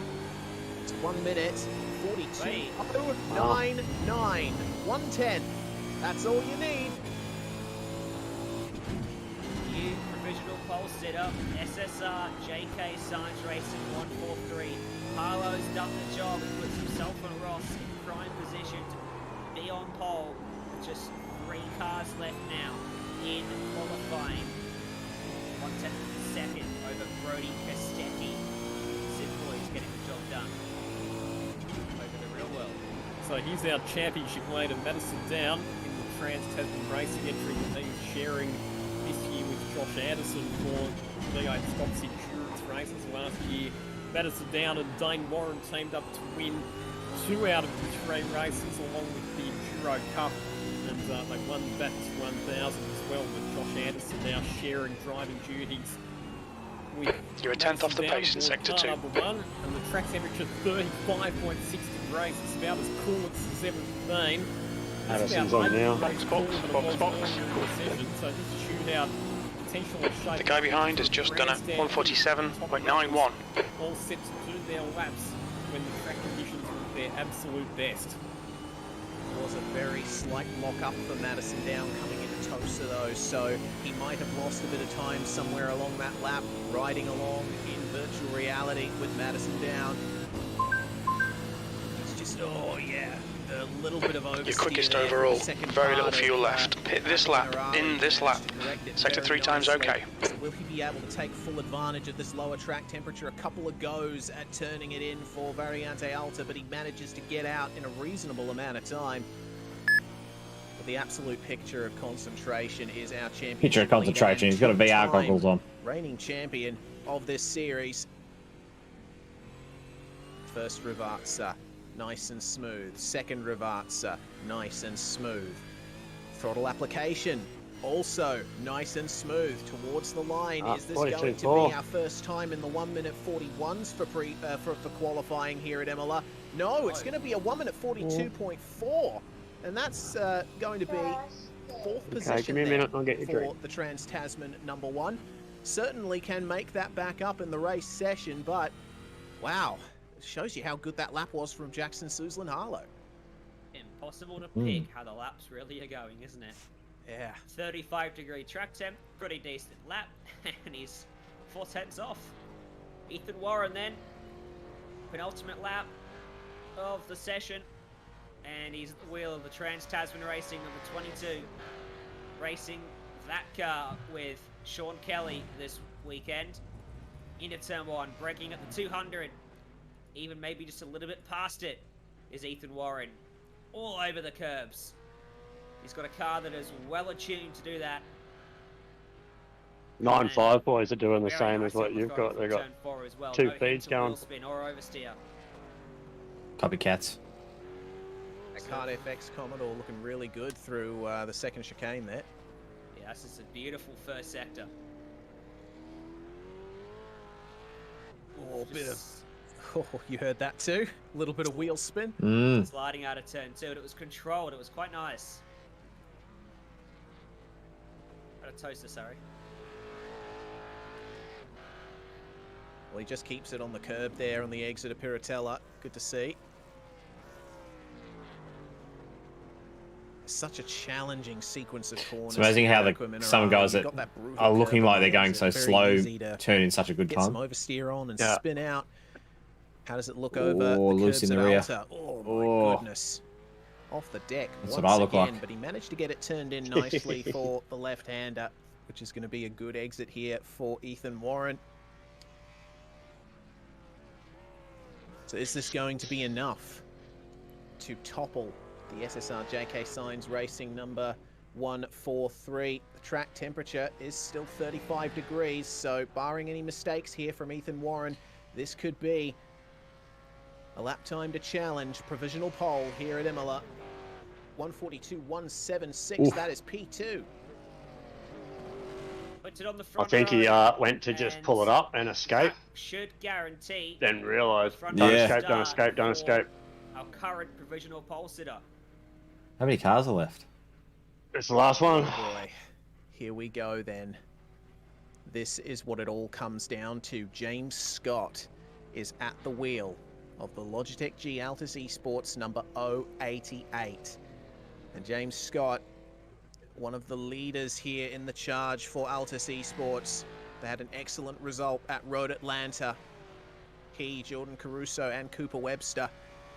Let's see how it works out here. Top in pre-qualifying, so they go last. And as they cross the line to begin the lap, the track temperature still at 35, but the sun is beating down on the circuit. Will James Scott be able to maximize everything? Bounces across the speed bump on the inside of Tamburello. You're going to That put this in the looks 41s. quickest of them all through Tamburello. But looks going to be deceiving, as we've learned in qualifying so far. Through Villeneuve, smooth again. Racing with Blacklock this weekend. It's a super strong lineup. We normally see Scott with Webster though. At least we did last year. So it's going to be interesting to see Looks how good the so team far. combination gels. Yeah. Once the race kicks off. Starting on pole will be one heck of a way to get it started though. Can he do it? Half a lap remains. It has been Hey, accurate, Sam. smooth and steady so far. Into Aqua Minerale. Down, up, That's who I and work out of with it in the now. camera. Still not putting a foot wrong. Track temp is 36. It's right. Send him a where he message in a needs it. minute. Hey, can you get yourself a bigger And seat? fast sector times through sectors 2 and 3 as well. This is a good lap so far from James Scott. It's looking competitive, but it's all going to come down to this final sector because that was where Jackson, Susel and Harlow was particularly strong. Plunging downhill into Ravazza, deep under brakes. Clips the apex for the first part of Ravazza. I think your mate Final knows it's a corner good coming time. up. Not too great. smiling. Curve on the exit. It looks smooth. Is it fast enough though? Another purple sector in sector number 41. 3 of the lap. James Scott to the line. There you go. There we to go. complete the lap, and he That's it. goes to P1. James Scott 1 minute 41.9. First driver into the 41s, and he plants the 088 Altus Esports Commodore on pole position for the Imola 500. What a brilliant lap there from James Scott. Perfectly timed with the temperature. Perfectly timed on the Too good. turn in as well on many of those corners. And and he I think, escaped. Ryan, the key to that was right at the start of the lap with that curb usage in Tamburello. He was just aggressive enough there. Yeah, he was beautiful through the chicanes, placing the car right where he needed it. 43.4? When the fuck did you do that? And just putting himself Oh, right yeah, where I he gotta needed go it. get my little one a Getting drink. off I'll be track, back. Not pushing too hard, not getting wheel spin, no mistakes, and he's on pole position. The Imola 500. Well, we will quickly run through the top 10 here before we briefly step aside and bring you the racing action here from Imola. That is how it stands with Logitech G Altus Esports on top. 0.118 back to SSR JK Signs Racing with Jackson, Susel and Harlow putting in a phenomenal time there. Trans-Tasman Racing, number 22, meanwhile, putting themselves nicely there in P3 with Ethan Warren behind the wheel. Stan Bush Automobilia, that is Richie Stanaway and Shane Van Giersbergen. They're going to start from P4 here with the top 5 rounded out by the Logitech G Altus Esports 012. That is Jordan Caruso and Cooper Webster.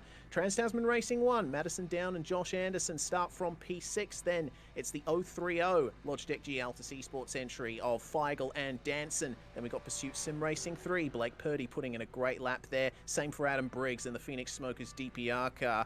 And then Pursuit Sim Racing 1, Andrew Gilliam running a time good enough for 10th place there. So we're going to step aside briefly here on SimSpeed TV, but do not go away. We've got a full 500-kilometer race here at Imola coming up. 102 laps around the Autodromo Enzo Edino Ferrari. Who's going to get top honours? Who's going to blink first for the pit stops? Who's not even going to make it around the first lap? We'll find out very shortly, thanks to Virtual Racing School and Too Easy Finance.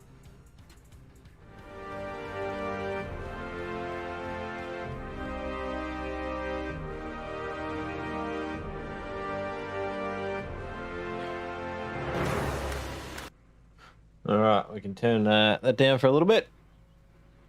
Come back Yeah, to the turn race a that bit down. later. Alright.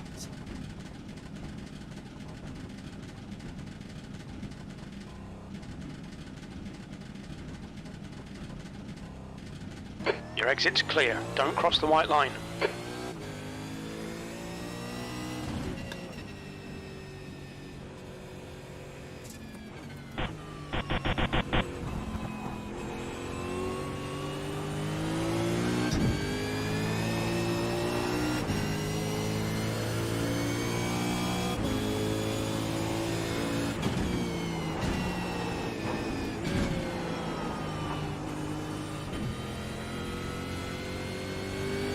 You'll need to give back the time gained.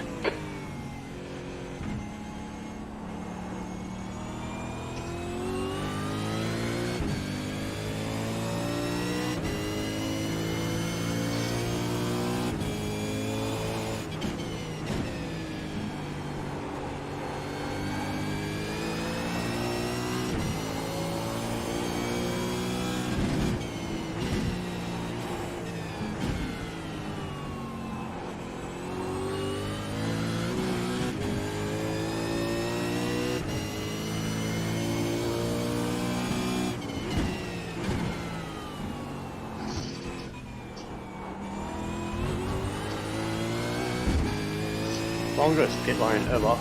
Yeah.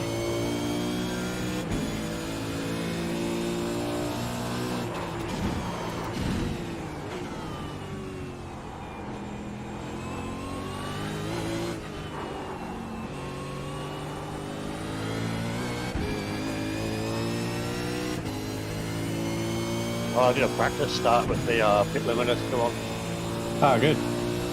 That worked.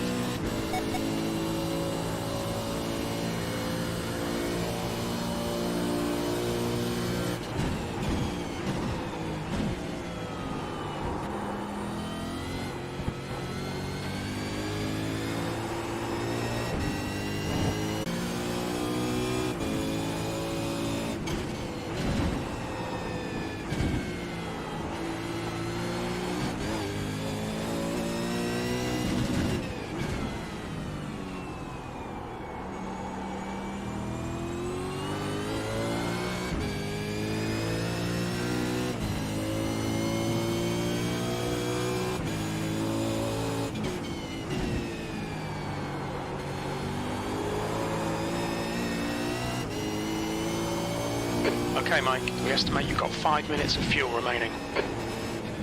Clear left.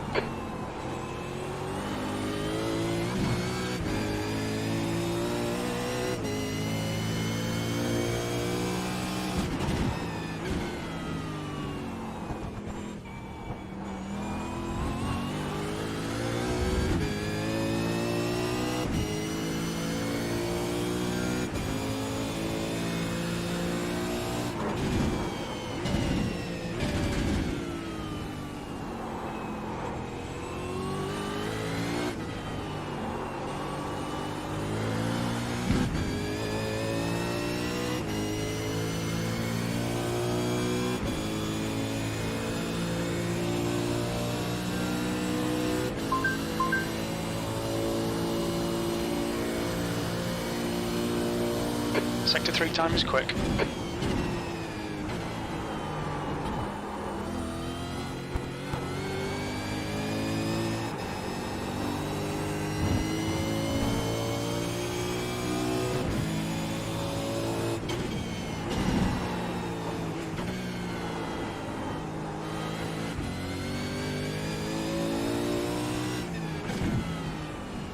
Damn. With a 43.49 with an overtake in that lap.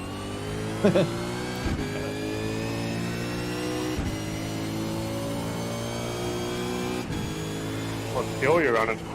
Probably.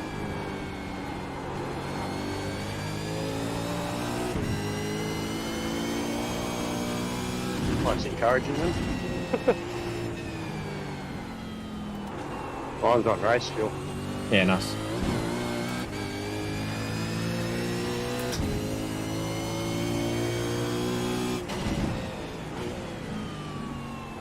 Sector 2 is 0.42 off the pace. On NPS ratio. Box, box, box, box.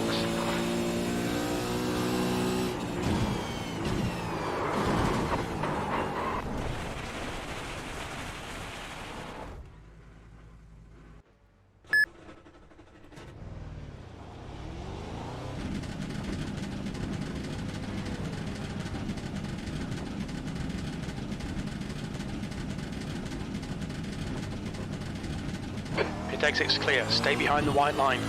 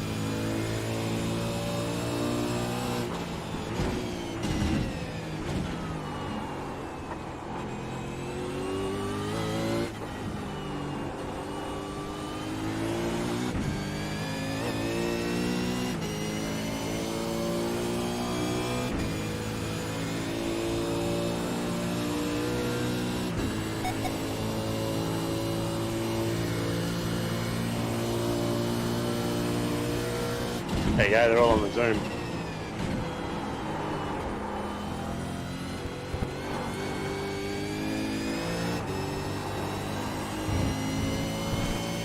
Yeah, right.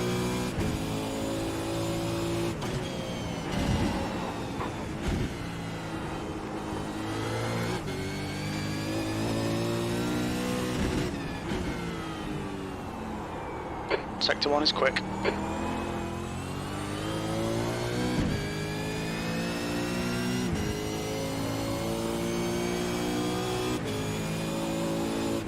Five minutes of fuel remaining. 5 minutes.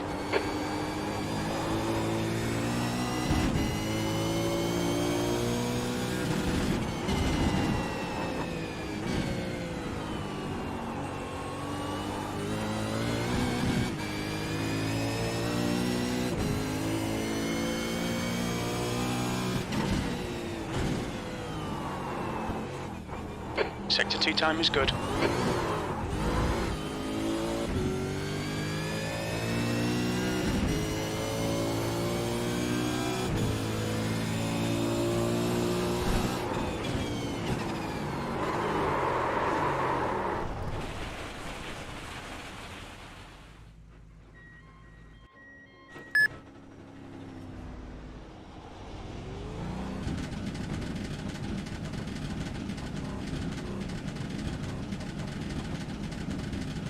I'm on can't race. Pit exit's clear. Last minute call up. We're ready to go. Yeah.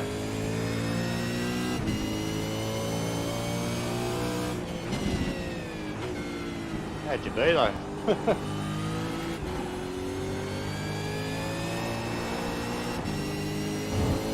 Stan Bush Automobilia.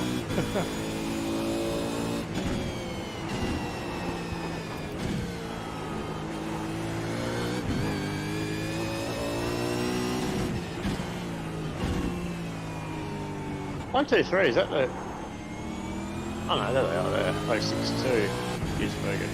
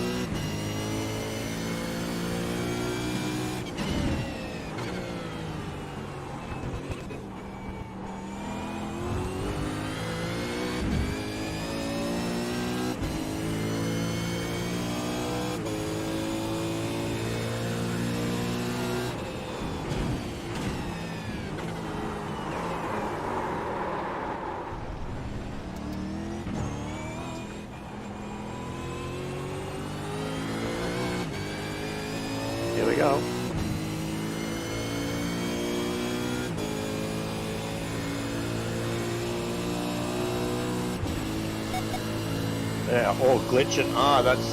Yeah, I can see it.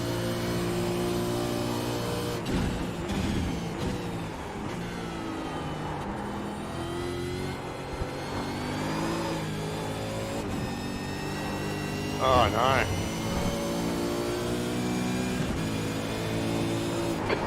On right side's clear. Just sit in the middle of the road, champion.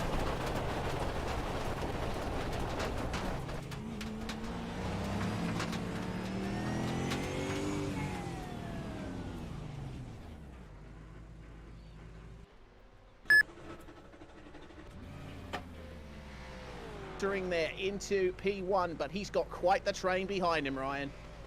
That was a really good start from Jordan Ross and Cooper Webster. They were able to work their way around the outside at Tamburello. It was Sam Blacklock who just lit the rears up, too eager on the castle, too early on the clutch, letting it out, and he falls back. Oh yeah, the stream's very stuttery, isn't it? Anderson, though, who tried to go around the outside as well. Audio's choppy just too. ran him out of road. Kelly went around in the background as he saw what everyone else is through. The pitches are right, but the sound's like cutting in and out. Poor start. Poor start. Is the actual cars kind of like chopping in and out for you? The grid, but has drifted back to 10th position. Not me now. Like the commentary is fine, but the actual race sounds like. Seems that the transit has been racing number 28 of Maloney and Hampstead has fallen. I've got it down turned the right order down on my well, headset, so I can only just hear the commentary. 5 positions, down 6 for Anton Di Pasquale in the Stanbush Automobilia car, but it is on for the lead as we come down to the end. There you go, of the someone first just of commented. 102 laps. Anyone else have the audio for the cars cut in and out? Pressure on the back of Jordan Ross from Cooper Webster. Big draft down the front stretch as we're already seeing a car in the pits. That's Andrew Dyson bringing the number 72 in, and I think that might be a jump start penalty because you want to come in round 1 in an event like this. As down the outside into Tamburello goes Cooper Webster, just avoiding making contact with James all over him. and got a fair bit of damage. lead now for Logitech G Altus Esports. A later. Bold stuff on lap number 1, going for a big braking move on the outside, but he managed to pull it off there, Cooper Webster. Lots of confidence on Sam's cold having a look. tyres and under brakes Go, to take Sam. the lead at the end of lap number 1. And Blacklock wants to follow suit. Inside line for Toter. He came from a little ways back. Not quite getting up there far enough to keep the overlap on the exit. Jordan Ross able to get the power down more earlier on the exit. But Blacklock looks like he wants to make it an Altus 1-2. Once more very early in this race. Ross just struggling a little bit, it seems, in the early phase of this one. Big queue of cars. Keep trying to get a set up of him. As well. Look at that. Yeah, a bit of a cork in the bottle here is Jordan Ross as Cooper Webster starts scampering away from everyone up here. Who is that behind Ross? We got Blacklock, Anderson, Stewart, Shepherd, and Griffin Gardner at the back of this pack as well. Then we've got Bo Albert in the 024 with Anton Di Pasquale trailing off the back of these guys before we got a huge pack of cars from about 10th place on back. Oh my goodness, the pressure is on there for Jordan Ross. It seems that Sam Blacklock, yeah, but he thought the about draft a down move here is bloody pretty strong. At one, but thought better of it. It's time for the draft once again, and think of the draft advantage that all of these guys are going to be getting behind. Certainly, there's an opportunity for some fuel saving already here, Lockie, with the big draft down the front stretch. And he thought that lift most massively into Tamburello. Yeah, it's actually one of the advantages of being in traffic early on in the race is that if you are in the slipstream of other cars, it doesn't allow you to do Are you running? Exit's clear, don't cross the white line. I've got quality set up in still. Oh, he's still running quality? No, let me... Very, very shortly. We're expecting not to stop any earlier than about lap 18. I reckon I've got a 42 in me. Imola. First quality. By the way, guys, Benjamin Smith, who is driving the 009, has been black flagged. My session optimals are 42.6. Right, all-time optimal is 42.8. Okay, righto. So it's for a different incident, but something's happened down at Tosa here. When pulsar plate missing his rear wing. There we go. We saw a couple of cars off on the outside there. I'm not sure who was involved in that. It looked like a white mess down there, and that's one of the silver cars, Michael Schreier in the number 30. setup on the car with how well it rode the bumps, but their night has just gone belly up, I think. So, Matt Danson right now, he's P12. Oh no, number one making contact with number 143. That's back them up here. Oh. Out of Ravazza 2. Look Yeah. at the 017 here of Corey Shepherd. He's going to have a run up the inside of Madison Down. Sorry to talk over you there, Ryan, but things are absolutely going on here in the second place battle. Off behind as well. Paul over the shot. They're all getting amongst it early on in a 500-kilometre race. How does this play out at Tamburello? More contact. Anderson edged out onto the curb. Bolters have Pushed gone. Shepherd to the Sam got grass. past him and just Bang, bolted. bang indoors. Just leaving each other enough room. Joe Stewart wants to find a way by, but there's simply no room for him to muscle his way by these cars that insist on going side by side. There are two Quickest chicanes overall. to throw eventually. Shepherd runs out on tarmac. Oh, and ends can't up go with that gravel far and across. to the outside of Tozer. And they're stuck side by side again. So, Behind them, that Nance struggling with eventually came to some outfits as well. There is a huge group of cars behind him. Anton De Pasquale as well, who fell back to ninth position after the poor start that we mentioned a bit earlier on. But he's actually not in a bad spot at the moment because he's well placed just to watch this battle unfolding in front and probably in a good position to, number one, stay out of trouble, number two, save fuel, and number three, they capitalise if those cars all keep banging doors like they have been. All right, Mike, we need to watch these track limits. it's looking a bit leery out of the front here in the opening stages of the race, but if Anton just keeps his head screwed on, doesn't go for the big banzai moves right away, he should be able to pick up some good positions for himself and his teammate there. So, coming up to the end of lap 4, it is the 01. Track's clear. Push, push, push. Yeah. 7 seconds over their teammate. Sorry, Dave, that was all me. Gap back to Ross there. All of Clear that right. shuffling on the previous lap, putting everyone behind him down the order just a little bit. Anton, That was in my fucking way. Albert coming in Tamburello. He didn't even go for a move. He was just that much better on the brakes than Albert. He gave him a good touch. Albert got really sideways. He held on to it. It's cost him a lot. Both functions time. And it's also allowed Wayne Burke and Brenton Hobson to close in as well. So this is battle on the fringe of the top 10. Burke looking up the inside of De Pasquale, who shuts the door into the left-hander. At least we can't miss Anton's car. Looks like a fucking banana. Yeah. Certainly great to see. It's more like sim racing as well as the other way around. This battle in the lower reaches of the top 10 is certainly going to go off in the next few laps. Hopefully these guys will manage to settle into some kind of rhythm before they get to the pit stops, because all this battling is making the field space out quite a bit. Have that pack for Hawthorne back, and some Shepherd, Stewart and Gardner in a row there as they move. The static camera shot here at Variante Alta, you see just how much curve usage happens around this circuit. It's a very bumpy ride around it, and especially when you're in a pack, you've got to be incredibly precise. So hard, isn't it? Especially when you're following closely behind another car, just to fight your braking markers and turning points accurately to make sure that you don't overuse the curbs and proper slowdown penalty. Riding on board with Matt Danson, his teammate Simon Pine was one of the stars of the qualifying session. We saw earlier on he's going to lose the spot into turn number 1 as he gets relegated back to position for 0-3-0 Multi Sports machine. We know that Matt Danson's been whizzing over racing, but circuit racing he has lost 9 positions since the start of this race. Sector 1 time's okay. Position number 16. So when we start talking about strategies, there will be some cars that have got one driver. Okay, Mike, we estimate you've got 5 minutes of fuel remaining. So those teams will be about trying to get their things out of the way early on in the race so that they have a fast driver in the car that runs to the checkered flag. 34, that's a minimum number of laps must be completed by every Oh, Track limits yeah. still invalidate this lap. fuel range of the cars. We think that the 42.5 second optimal now. I driver, keep the nailing my lead driver in outlap. that they probably would have to spend And then longer stuffing in up the car actual lap. to make sure you get the fuel window to complete the race on home. Well, I was a whole second faster on my optimal. Number crunching earlier on, we're looking at probably There's traffic Done approaching. me Watch out, your lap and mirrors. everything was all good. And then dude comes out of the pits and flashing lights and everything, and he pulled right in front of me. Caught.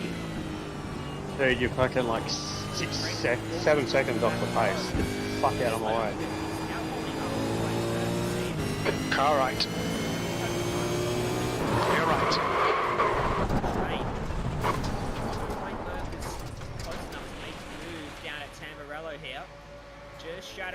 Stanton just crashed into me on purpose and turned me around. I just went past him and then he literally just turned straight to the side of me like that. Oh, right. The pit exit looks clear. Early stages, try and extend out first stint as much as you can, minimise the time you spend in the pits later on. Reveal it once more. Across all that green concrete. These cars being the way they are, 650 horsepower, 1.5 tons of weight, and a lot differential. It's difficult to wheel these things around as that's a potential move there for OA to bring himself, trying to make his way past the race on horse number 947 into Villeneuve, and that is one of the HJR machines going a bit wide in Tosa. So it's a good exit, have to say. And Henry King managing to keep the race on horse machine behind. How long? Have a look at the run there. Curatella, off the back of him from Tyler Blackburn there. There's a long line of cars here for basically 30th position on back. Oh no, Henry, yeah, that might be a slowdown there. He took a bit too much curve in the first part of Action Minerale, so that's allowed Blackburn and Kuznetsov on by, saying you can be said for risking.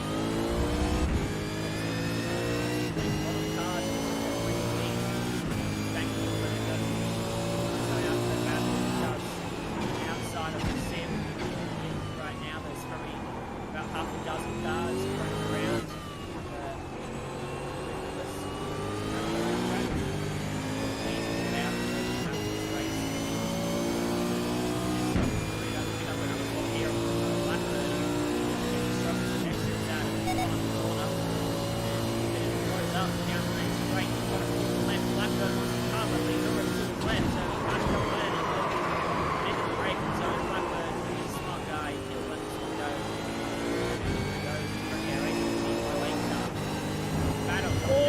Contacts Anton Deep as well and gets into the back of Bo Albert and turns him around at Tosa, and that's going to expose Deep as well with attack through Wayne Burke, who was behind, but Bo Albert, who had made a strong start and had a pretty good qualifying. Yeah, I was too close to you at the start there. Facing the wrong way at Tosa, and here is Deep as well. We're running side by side with Wayne Burke down into Aqua Minerale. He will be on the inside of the road. Brenton Hobson's in there as well, so too is Kobe Jones. But it will be very interesting to go back and have a look at that insert because seems to be not far enough up the inside. There could well be your exit is clear. Watch the white line. 1, 2, 3. About that. He takes his racing very seriously when he puts hard work into it, and to be taken out is something he doesn't take lightly either. So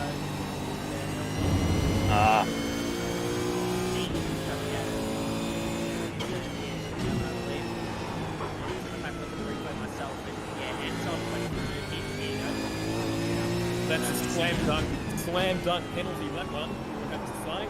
Live pictures though, Wayne Burke is going to try to get by Anton to the last minute, and now swiping across his bumper, unsettling into the braking zone. Burke is unhappy. Anton not making friends out there at V8 SCOPS today. No, certainly not. And yeah, I would agree, guys. That's a slam dunk penalty versus Bo Albert. He just went a bit too hard into the hairpin. And Pasquale is pushing the limits now, trying to stop these guys getting by him. He doesn't have the benefit of the draft of Bo Albert anymore. Next car up the road is Griffin Gardner in the 201, and that's basically, what, 3-4 seconds I can see there just by my eye. But it seems to me that Pasquale has done enough to keep 7:07 behind for the time being, but man, might be a little bit rattled after that, and certainly race control will take it. We are hearing that there is a penalty coming to that car. It's not really a surprise for anyone in soccer. It's a fairly clear-cut decision for race control. Right. Penalty as well. Did you mention that?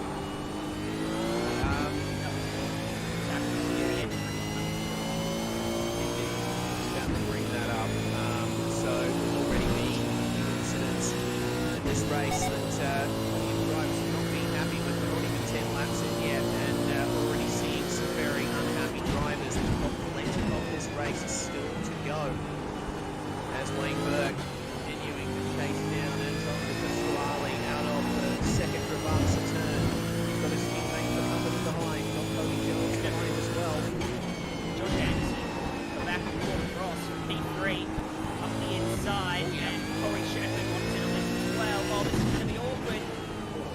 Ross didn't close the door. And Sector Shepard 1 time is got good. an opportunity there. Ross turned in at the very last second. Shepard had to put Jeff on the brakes and back out of that onto the inside front tyre. Good job to make contact with those three. Yeah, good stuff there, but it does mean that the number one car, Madison now has yet to get into, currently in a podium position.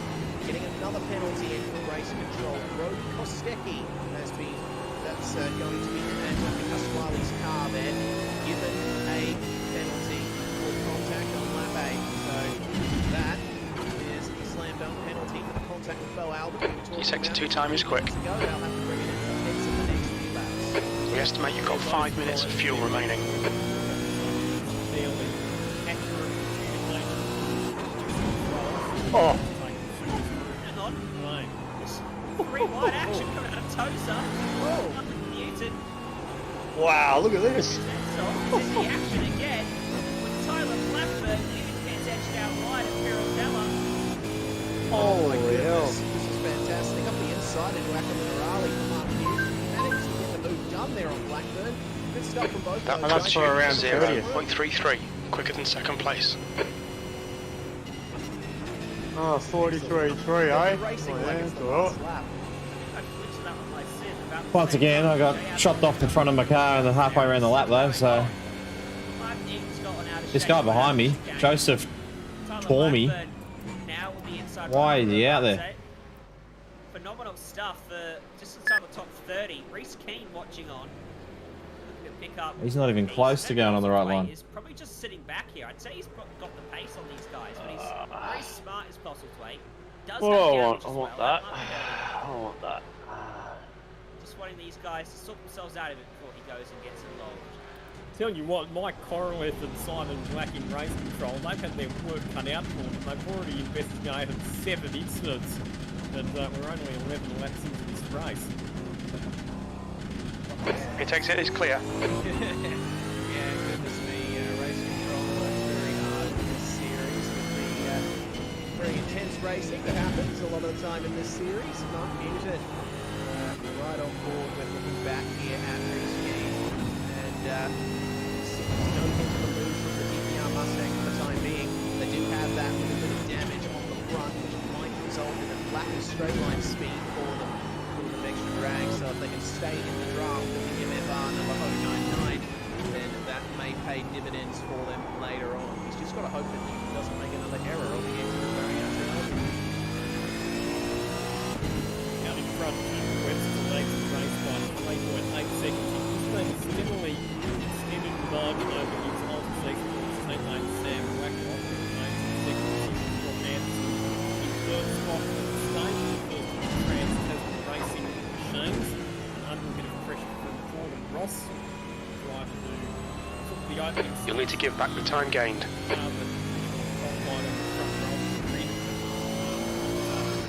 Corey Shepard, Jones Stewart, Griffin Garden, Wayne Burke, Brent Hobson, Kobe Jones rounding out the top 10. They're not the Suwali. It's time to serve the drive through Denby. The key thing here for Razon is that he needs to make sure that he doesn't, in trying to fight his way back from that penalty, cause more incidents and score more penalties, because that's the trap. Corey Shepard's got quite some pace. Counting back on the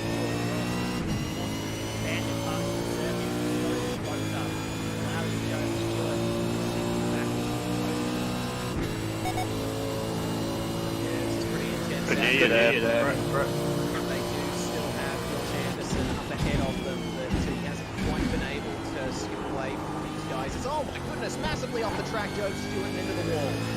And that was, I think, pretty easy to see the cause of that as the engine has popped. That is actually very weird. He just went straight off into the grass. He didn't try to catch it on turning, he just drove straight off. So that might be a hardware issue. Sector 1 is quick. What a shame for one of the things in late 32 guns South Aussies running all laid back. What a shame for one of the entrants that we expect to see our learning continue right there at a hardware issue because that UC racing probably what it looks like, mate, with the right hand there at Ackerman Rowing. On the circuit, so this is going to be a safety car with this incident. We're hoping if Joe can avoid all of this. Bo Albert making his way past with a bit of oversteer. Straight to the pits for the number 35 will stay green. Okay, Mike. 5 minutes of fuel remaining. 5 minutes. Ross and Corey Shepherd, once again, the two Mustangs fighting hard, and Joe Stewart just behind them going off might have rattled them a little because they lost a bit more time there to Joshua Anderson, at least in the first sector of the circuit, and Shepherd is looking incredibly aggressive here versus Jordan Ross, starting to ramp up the pressure, wanting to get by, get track position, try and skip away with the Trans-Tasman number 1. Yeah, we'll be happy now that he's got nothing immediately behind. Mid-exit's clear. Push.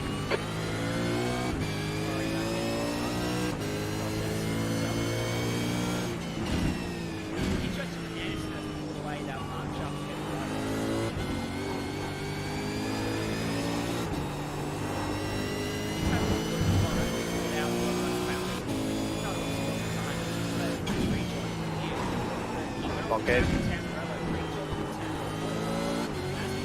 Which one? I left the gap of about 2 seconds at the start of the lap. Which guy? There's one dickhead in an all red Mustang. Alex. 8076.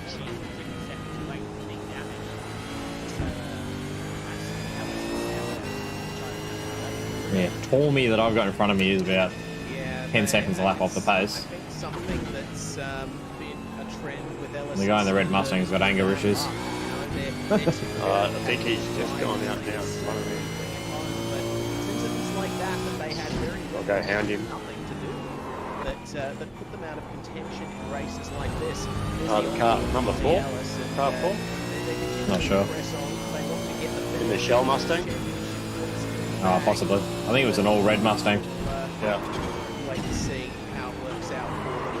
As, oh no, Michael. that's a problem for Sean Kelly, who we saw spinning at turn 1 on lap 1. He's gone for another little adventure there out of Rivatsa 1 and 2. I'm wondering if he ended up doing that by himself. Not been a great day for them so far. Anything satisfactory for that particular race. One entry that was having a fun in the race so far, Josh Robinson and Emily Jones. Remember, they got penalised in qualifying. They got relegated all the way back to made their way up to 16th, so 3 games lost 4 in a game for Douglas and Jones. Doing everything right at the moment in that McLaren Shadow Commodore. See how far up the order they finish. And the times that they're setting, the chaos that they have managed to avoid, goes to very experienced sim races and real life as well. Both of them.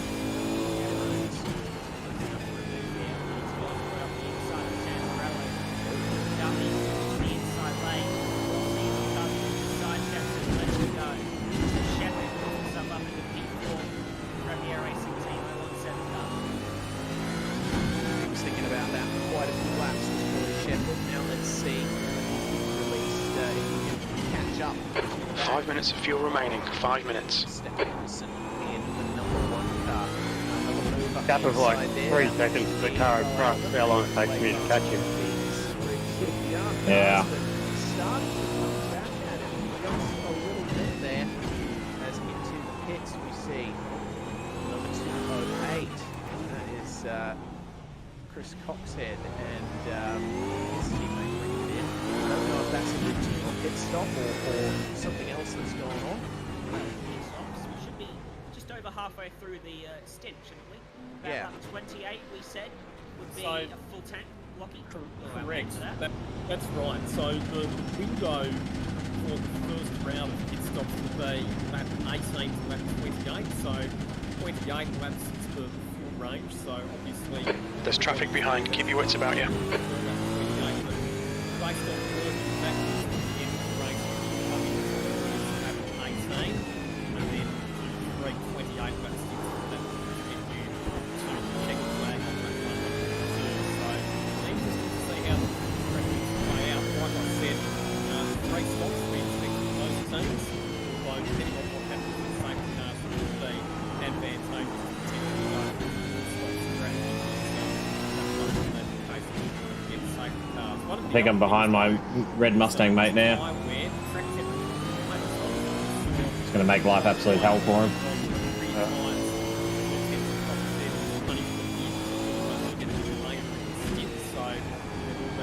Good one, mate. Yeah, vlog. In the wall.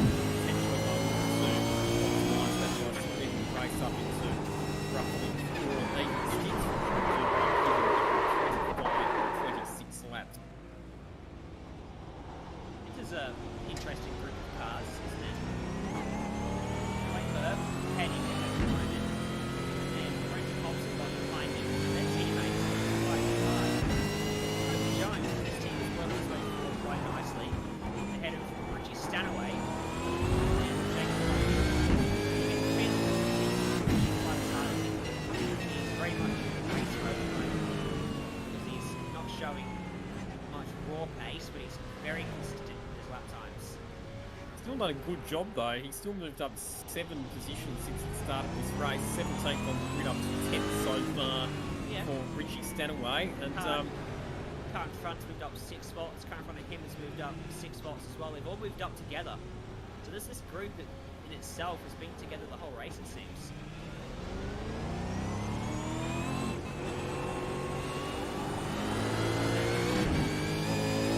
steering as well, we saw the incident with Code Stewart. Apparently they had a computer screen, so now without the hardware phone was indeed correct. It's unbelievably bad luck for Code Stewart. His teammate Blake Murphy. Yeah, agree. It's those kinds of issues that, you know, you can't do anything about in the moment and you have very little control over.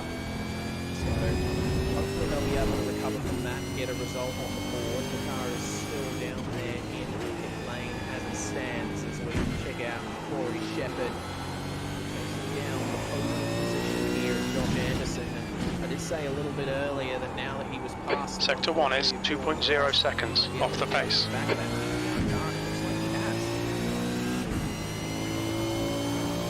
So, Premier Racing team. They're the surprise package at the moment, aren't they?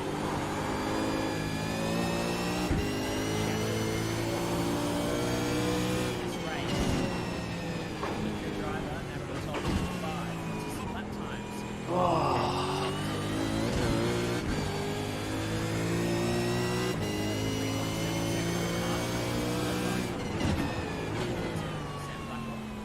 Sector 2 is 102 0.7 laps off they're the gonna do. pace. I didn't understand a word of that. 102 laps. They're doing. Like you said there, Ryan, and working up the Premier Racing team entry and currently pressuring Josh Anderson for third position on the racetrack. Yeah, it's really good to see the pace that Corey Shepherd Alright, this lap's going to be a 42. That lap time was 146.56.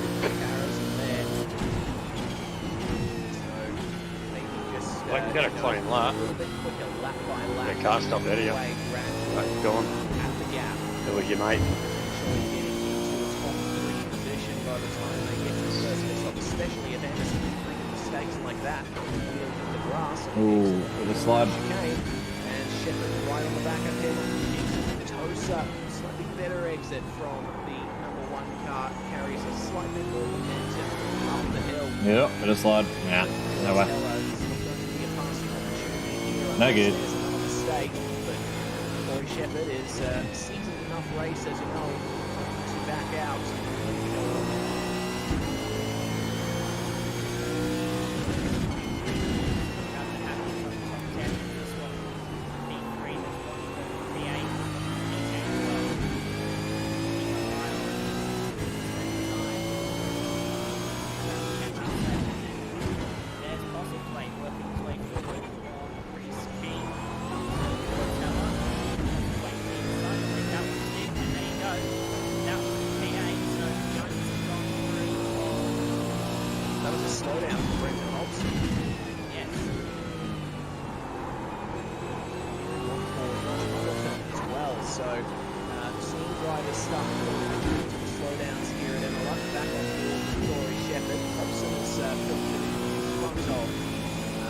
Maybe another 4, but it's not going to be a...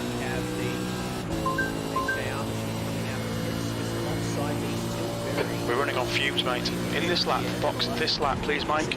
Sector 3 time is fast. On the circuit, Shepherd quite able to get it done on Anderson that time around. That's better.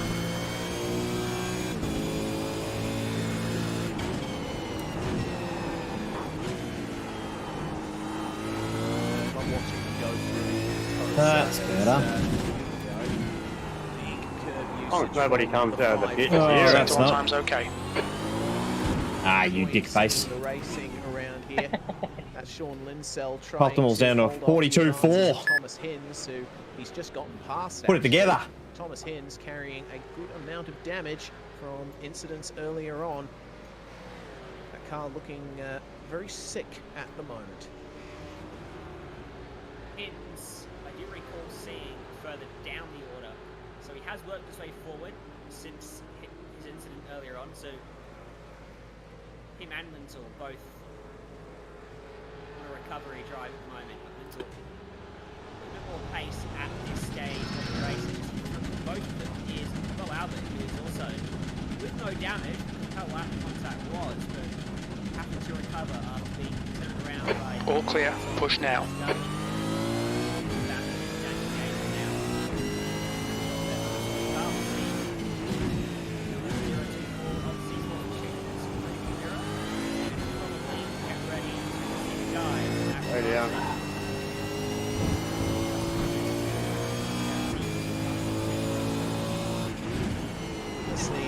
Out then, Yeaman and Albert, they both nail the apex of the game got a slightly better run on the corner there. Albert a little more squirrely on the rear end. Have a look at the draft when it comes in here. Across the start finish line, momentum starts to come up. Yeaman's looking at his mirrors here as Albert pulls alongside. You see Albert go by on his screen there on the Zoom feed. That's Albert through.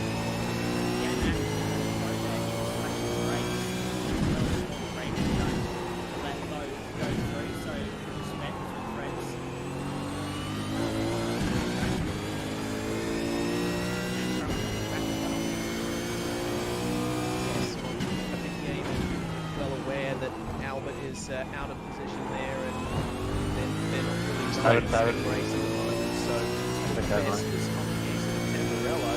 Have a look at this. Right side of the wire there. The 096 is battling like very far down in the field. Just behind them, you also see the blue Mustang.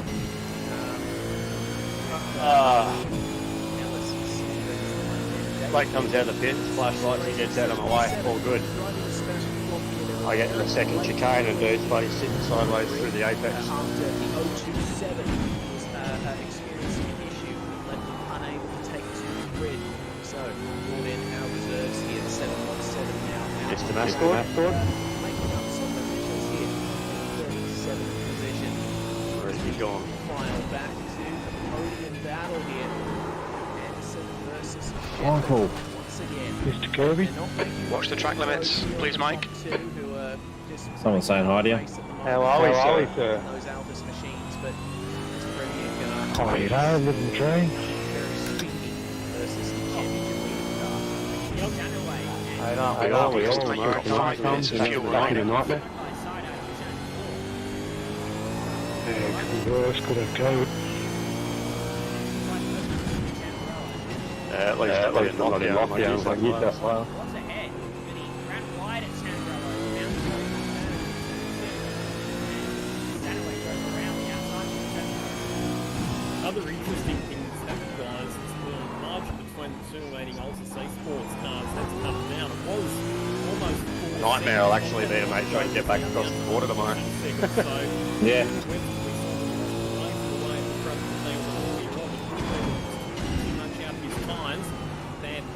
Now starting to reel him back in.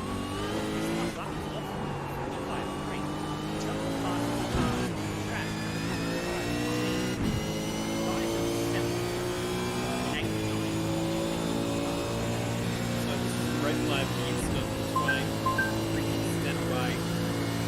Are you watching SCOPS? So that was the mistake there for Maloney. Yeah, mate, yeah, got up screen.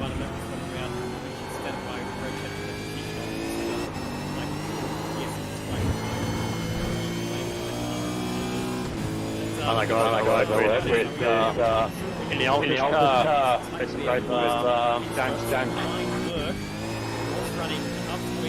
Oh, yeah. I was talking to James earlier.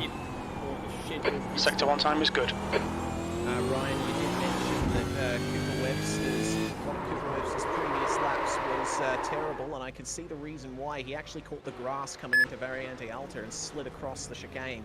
So that's how he's lost that time. But the battling continuing there between Stanaway and Maloney, and it looks like Maloney has finally gotten his way through there on the exit of Tamburello.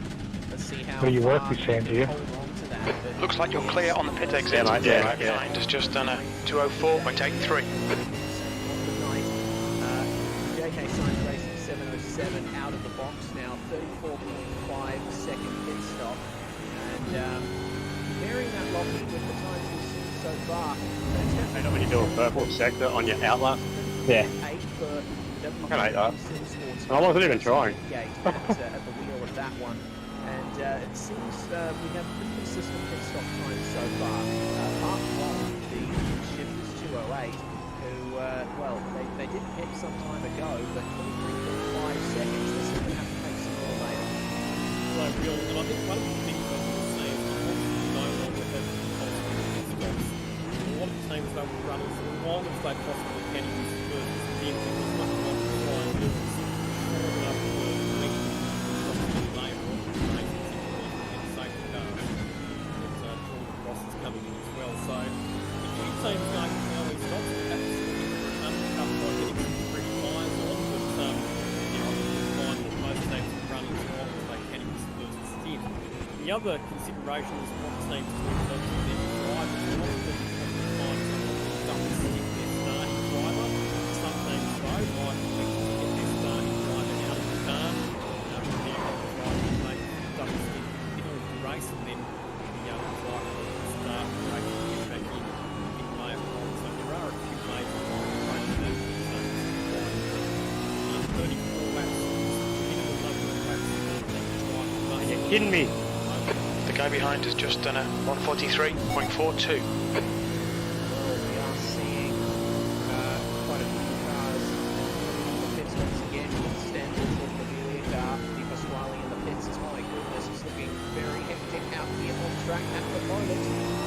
I just want to get to the end of a clean lap when I'm up by fucking half a second. That is close. So it's getting on the big pack of cars. It's got Winsell, Stevens, him, it's Kirk, and Kuznetsov all behind him here. A lot of jostling in this pack, and all of these guys Sector 1 is quick. thinking about their pit stops very soon.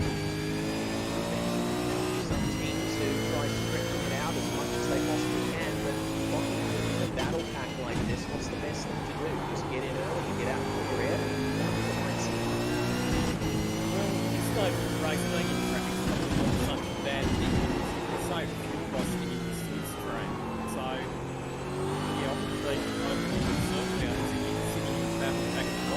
All right, Mike. We estimate you've got 5 minutes of fuel remaining.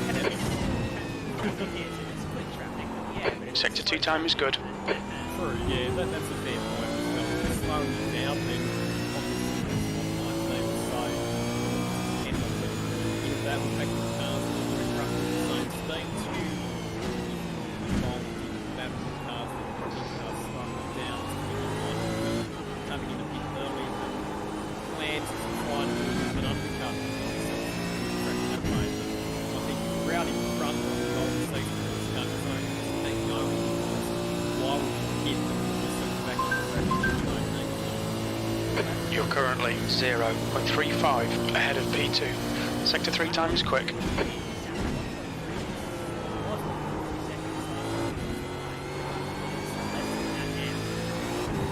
Nice. Practically half since they got to the line. At least coming into Variante Alpha. Nice lap, Mark. Back down to about 7/10 of a second here. Yeah, that's something that. Oh my god, can these people stop spinning in front of us? You need to slow down. Even a bit, that lap, Michelle, I that's a had 2 penalty. cars spin off and hit the wall in front of me. Towards the end of the stint. Yeah, learn how to drive a car, Albert, whoever's. Especially considering that it seems to only You're not wrong. Webster at the moment on that one continues to charge up. The thing is, though, that they're still pulling away from their other rivals. They are 4 seconds ahead of third place car and Josh Anderson, who's still under pressure from Corey Shepherd. In fact, Shepherd's as close as he's been. He's going to come ranging up on the outside of Josh Anderson on the run into Tamburello at turn number 1. He can't get back across to the inside to make the move through. But Josh Anderson under serious pressure at the moment to try and hold on to that third position. The awesome racing we're seeing here up at the front, and big props to Anderson. That's 20 minutes to go. Against these attacks. The Exto Gaming Motorsports number 98 car is in, as well as Albert and Hanlon in the Altus 024. So going to be some jostling for positions further back in the pack here. Corey Preston was the one who began the race there, and stays in the car. I think The pit exit looks clear. Albert follow this third place battle. The leading car that has taken a pit stop is the Philip Stokes BDR7 car. That's Andrew Dyson at the wheel of that one. But remember, they came in incredibly early. They're currently 23 laps into their stint. They stopped at 12.5 seconds very early on. So a bit off strategy. Yeah, that was an unscheduled pit stop for that car. I think it was fine to repair some damage. So the first of the cars that's made a scheduled pit stop at this stage is Ross, and they Always good info to have there. So keep an eye out for Jordan Ross. Remember, it's involved in that top 4, top 5 battle. Both the 98 and the 24 now out of the pits, and there's a gap there between them. Looks like they've come out just ahead of the leaders down the track at the moment. There's the MFR machine, a bit of jostling going on the run up to Variante Alta. The ERT number 026 involved in this fight.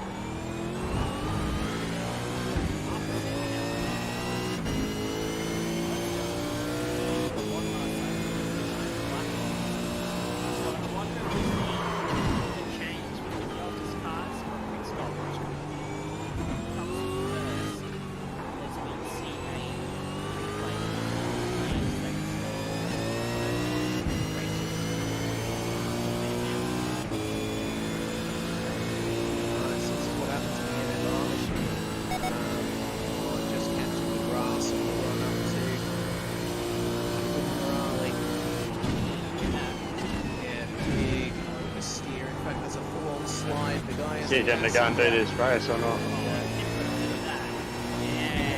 What's that? Good stuff. I got about a minute to go and sign up for this race. You keen? Nah. Fuck's off.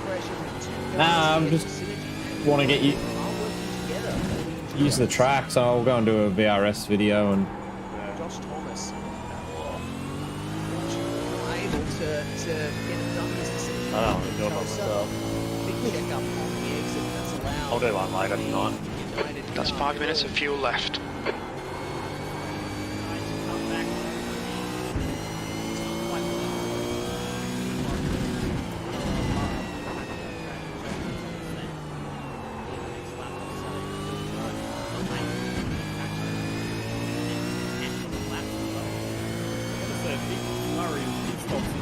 couple of laps, guys, because everybody will be just about out of fuel. Your sector 2 time is quick. In fact, one thing will be race will be 58 laps, so I'm going to see if anybody can save enough to get an extra lap out of their tank. So here is the battle for the lead. As we say that Sam Blackrock is closed right onto the tail of Jim Webster, who now has Sam Blackrock applying the pressure from behind. Also, that's crash negotiating in front.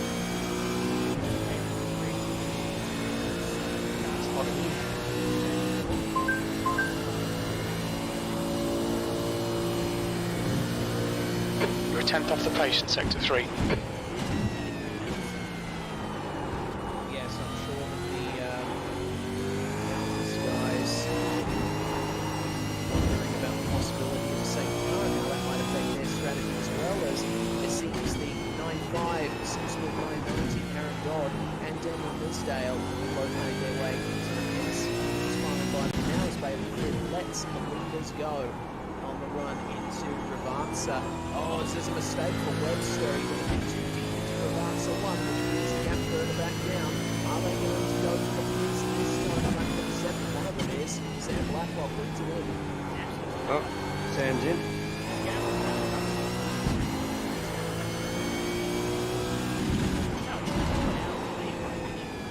Your thoughts, Bob? I think the same as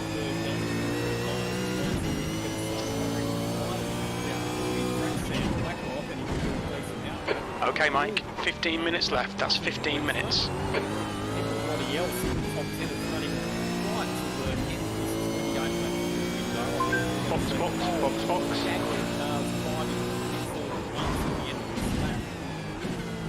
Well, the surge has started. Bringing in number 030, Cameron Jones, 393. Carl Stokes, short himself. Thanks, mate.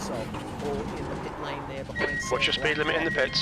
The Altus car, the 088, should be coming off the jacks at any moment. That'll do. Let's see Quali here. runs. He's been in there for over 40 seconds now. 42.412 is my Driver change session takes, session optimal. 30 seconds, so looks yeah. Just gotta get that down on the track. Hey, what's that? Said session optimals are 42.412. I just gotta get that down on the track. Mine's at 42.8. Just got taken out by Yep. a lapped car. Oh dear. Okay, well we're going to have to check that out. The Jinx Shifters, number 52. Now that Man, that's a big shame for them. Kobe Jones, he's had such rotten luck in the past. And we're hearing that there's way more to this than we think. Oh yes, that is quite the incident that I've just seen on the pit lane. And Anton De Pasquale was involved in this side by side with Daniel Misdale on the exit of Tosa. They come together, and then that basically means that they're hit into the path of Kobe Jones. How unlucky for Kobe Jones, and gee, I'll tell you what, Anton De Pasquale and Brody Kostecki, I put the commentator's curse on them, didn't I? By tipping them for outright victory. Now that earlier everybody's today. They've had a fucked off. shocker. As we have a new leader, looks like bringing it plug my into headphones the in. lane was the Altus 012, so Jordan Caruso is jumping into the car now. They'll have to get Cooper Webster back in that car for the third stint. But Corey Shepherd now in P1, having to let Kyle Stokes go here. Kyle Stokes, of course, lap down as the Stan Bush Automobilia team into the lane with a smoking engine. That's what happens when you come together on the exit of a hairpin. So here is Richie Stanaway, who's now up to second position. So Richie Stanaway and also Corey Shepherd, they've gone an extra lap compared to everybody else. So very good fuel economy for both those cars. And Corey Shepherd, we've seen that he's done some great lap times. So that car not just economical, it's fast as well. And Richie Stanaway, by getting an extra lap out of this stint, that could well play to their advantage a bit later on. Also, as we see, Sam Blackrock, as we predicted, has managed to undercut. So Sam Blackrock, now the effective race leader. Cooper Webster handed his car over to Jordan Caruso. So Blackrock stays in for a double stint. Cooper Webster, though, gets out and hands over to Jordan Caruso. as in comes Corey Shepherd from the lead of the motor race after a 29-lap opening stint. Just having a look at that incident too, you'd think Anton might be slapped with another penalty. Him and Brody, if they were to continue this race. Because that overlap with Misdale was still there, and Anton pretty much tried to drive him off the track when Misdale was not moving because his car was still there. So Anton just struggling, I think, a little bit for the transition back to sim racing from the real world, which can be a bit of a struggle for some of the drivers as they get their awareness as to sort of where the car is, if you know what I mean, Lockie. Yeah, I'm hearing as well from race control that for that incident between Anton De Pasquale and Daniel Misdale, it'll be a 20-point penalty for Anton De Pasquale in the V8 SCOPS Championship. So yes, the officials have decided that he was at fault for that one. So a less than exemplary run for Anton De Pasquale. As we see, this is a battle for position between Jordan Ross and Sam Blacklock. So Jordan Ross had actually split the two Altus. In fact, he'd actually got ahead of both the Altus Esports cars. So that is a change for the effective race lead. Jordan Ross, in his pit stop, well, he actually stopped a fair bit earlier than the two Altus Esports cars. So obviously, therefore, his stop would have been shorter because he would have put less fuel in to return the tank to full. That was why he was ahead of the two Altus Esports cars. And Shane Van Gisbergen taking over from... Okay, Mike, 10 minutes to go. That's 10 minutes left. Boost mobile car as we're now out here to the effective lead battle. Sam Blacklock versus Jordan Ross, with Corey Shepherd coming out just... Brian Borg now taking over from Corey Shepherd in the 017, coming out just ahead of Griffin Gardner and Troy Cox, who is a couple of laps down at this stage in the number 27. So we've still got plenty to play for here in this race. It looks like it's going to be Altus versus Synergy versus Trans-Tasman at this stage, with Anderson in... he's actually stayed in the car in the number 1. So Madison Down will expect will take the reins in the second half of the race. Only 30 laps into this 102 lap 500 kilometer race. Ryan Borg still leading the way from Griffin Gardner. And we're hearing that we're going to be getting a replay for the Lobs Esports machine. Something has gone on with these guys, James Golding and Brad Newman up here in the top left, making their way down towards Aqua Minerale and getting off the brakes to let the Exto Gaming car through. Hey. 43-2. Nice. Right.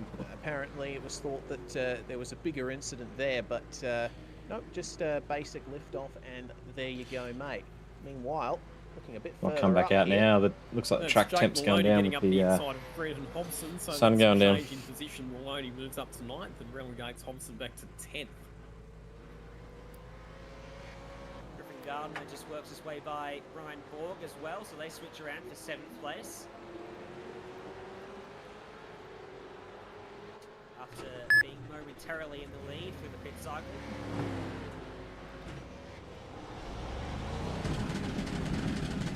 Gardner and Brian Borg, 7th and 8th. Meanwhile, Borgie has put in some good running so far here. Disengage limiter. Intake 6 clear. Don't cross the white line. Remember those Griffin Gardner and Julian there. Need to be a formidable driver pairing if they can stay in the running a little bit later in the race in terms of their pit stops. They're pretty much there. Brian Borg only a second slower in the stop than Griffin Gardner was. So these guys will no doubt try something a little different in their strategy if they're going to be trying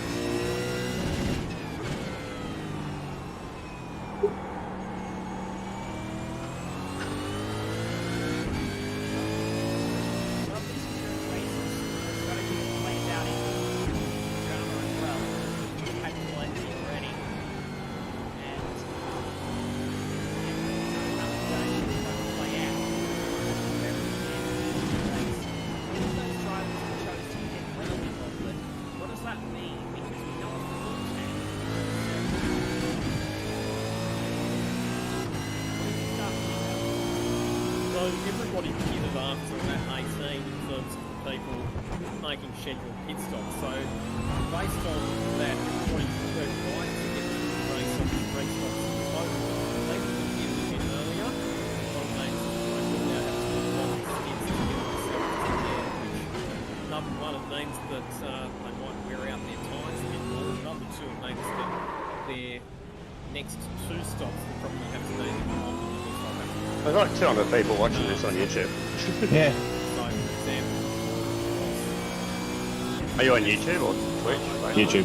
that car stops on the season cars, that's the race right up to the moment, but balances out.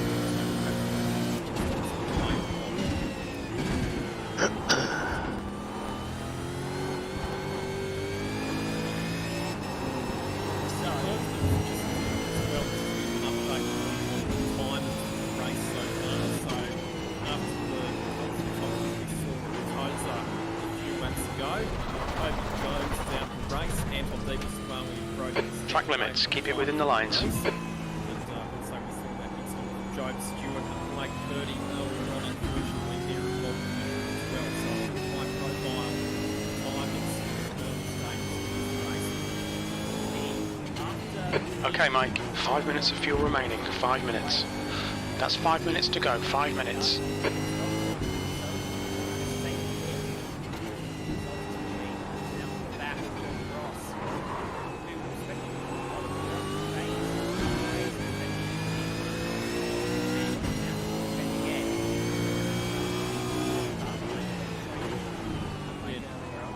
Don't forget, it was actually Cooper Webster who started going on, so it was in that car, so Cooper Webster did multiple weeks.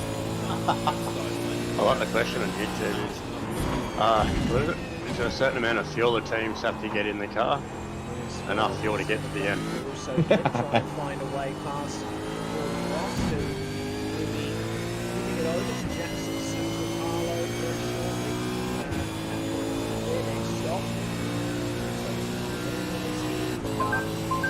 Just got used to it after these first laps of the machine. Later on the brakes coming into the first of the advanced turns, but Ross keeps up the momentum very nicely in the second half of the late apex, straight out the middle and trying to get a few exits down the straight. But Russo, close enough to the draft, really working at this move for second place, back in the second for Alpha's Esports.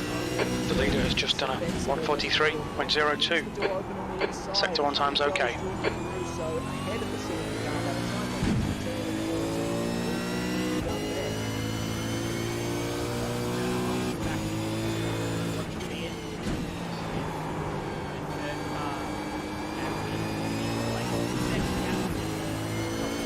Okay, Mike, you need to watch the track limits.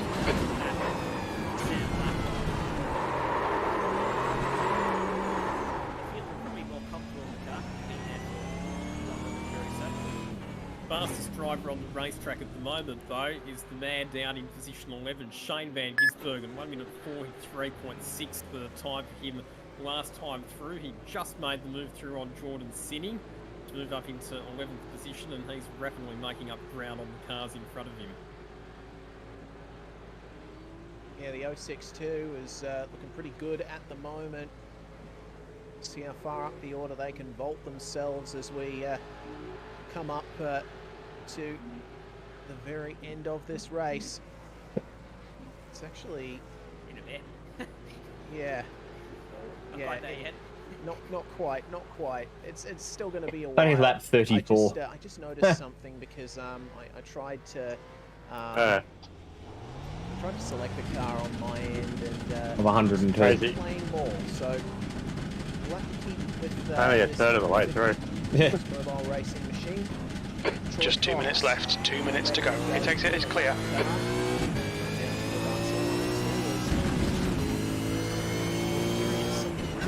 You've got a very slow exit for Chance in the final corner there, because he was right up behind the top of the rear.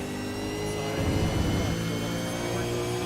coming out of the fast, turbo exit coming out of the final corner. So I think that was a gear shift or something else that checked up that car's engine. slowdown penalty that he had to clear. So that was the reason that Anderson slowed up. And he's 1-1. Francis has the car with our current championship lead. Madison down. Getting to the car later on. Yeah.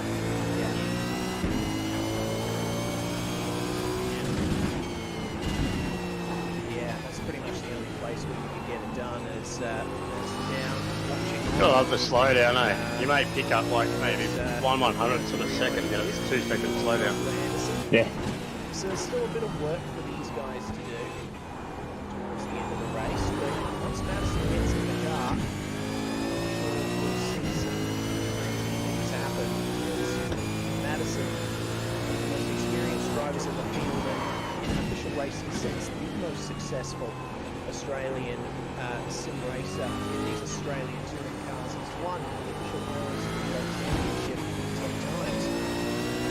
And certainly have done a good job to all up to a consistent Is he level. back in 11th? Very well. Yeah, apparently he's the quickest on the track. B2. Yeah. In the top 10, Frank Thompson. Let's have a look at the live timing. Got Jake Malone with them too. Nothing's happened there. Checkered flag, B2. Yeah. He's in the 43.8. Well, Ben's working on actually possible time on the previous lap also. Jake Maloney car a couple of laps ago.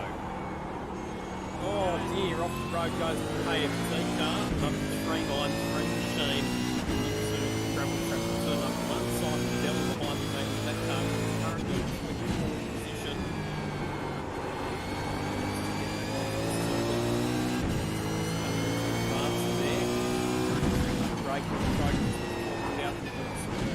Lunging downhill, of course, braking the car up just before you get onto the brake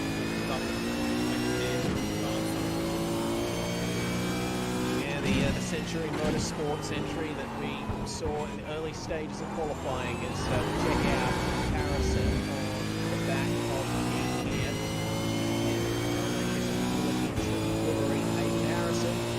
The Time Manning Sports driving with Troy McGuire up the inside then of Henry King he goes, and running a little good amount of space because King is part of race control. Race control coming in there as well, but looks like he's done there. Numbers behind just has to heal and try another lap.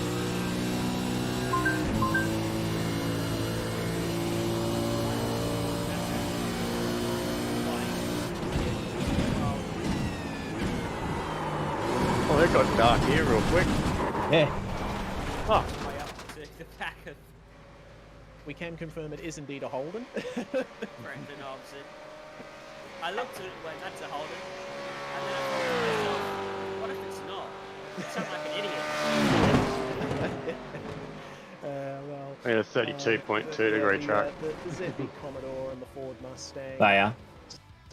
All similar. So, 65 hearing to go. Something happened to Caruso, a massive glitch apparently for the 012 as we saw Ben Christensen in the pits just before. Not too sure what's going on here. Alright guys, I'm going to end the stream there. If you do want to continue to watch the SCOPS round, on the run between Tamburello and Villeneuve. I'll see if I can, for those of you on Twitch, see if I can send you over that way One of those issues that can befall before I log off. racers. You know, Lockie, in real life, you can have a bearing or a suspension arm fail. In sim racing, you're relying on your Ethernet cable to stay stable. Yeah, it can be very frustrating. Anticipating the second round of pit stop, particularly if you're running in a place somewhere between laps 46 and let's hope 56 out front runners based on their rain. How do you reliable for the remainder of this race? send someone else? How do you send people like your stream to another stream when you finish up? Here at Imola, 102 laps the total of this race. We are anticipating that the second round of pit stops will take place somewhere between Twitch. laps 46. Yeah, you want to do Twitch? You can also do it on Facebook as well. Yeah, how do you do that? Okay, just go to your Twitch channel. Yep. second round of pit stops. Sam Blacklock, your race leader. Should be go to your video. Ross is third. Tom Freer is Video fourth. dashboard, I think it is. Josh Video Anderson, Griffin thing or Gardner, creator or dashboard. something. Jake Yep. Maloney, There should be a Brendan button that Wilson, says and raid. Van Gisbergen complete the top 10 at this stage. Hardest charger so far. Stream manager. Josh Muggleton up to Ah, yeah, raid and- channel. There we go. actually. Yeah, raid channel. So you click that, timing issue here. and then obviously something will come up with ones that Here you're we go. following, He's up to 12th, so he has made Yep. up 32 and positions. then Start you raid. can always- Started this race. Yeah, start raid, and then Say, it's good to I think you treat can do the teams same thing with things Facebook like as well. Mechanical issues that you would have out in the real world. You don't have the mechanical dramas in iRacing. You're not going to have a tyre blowout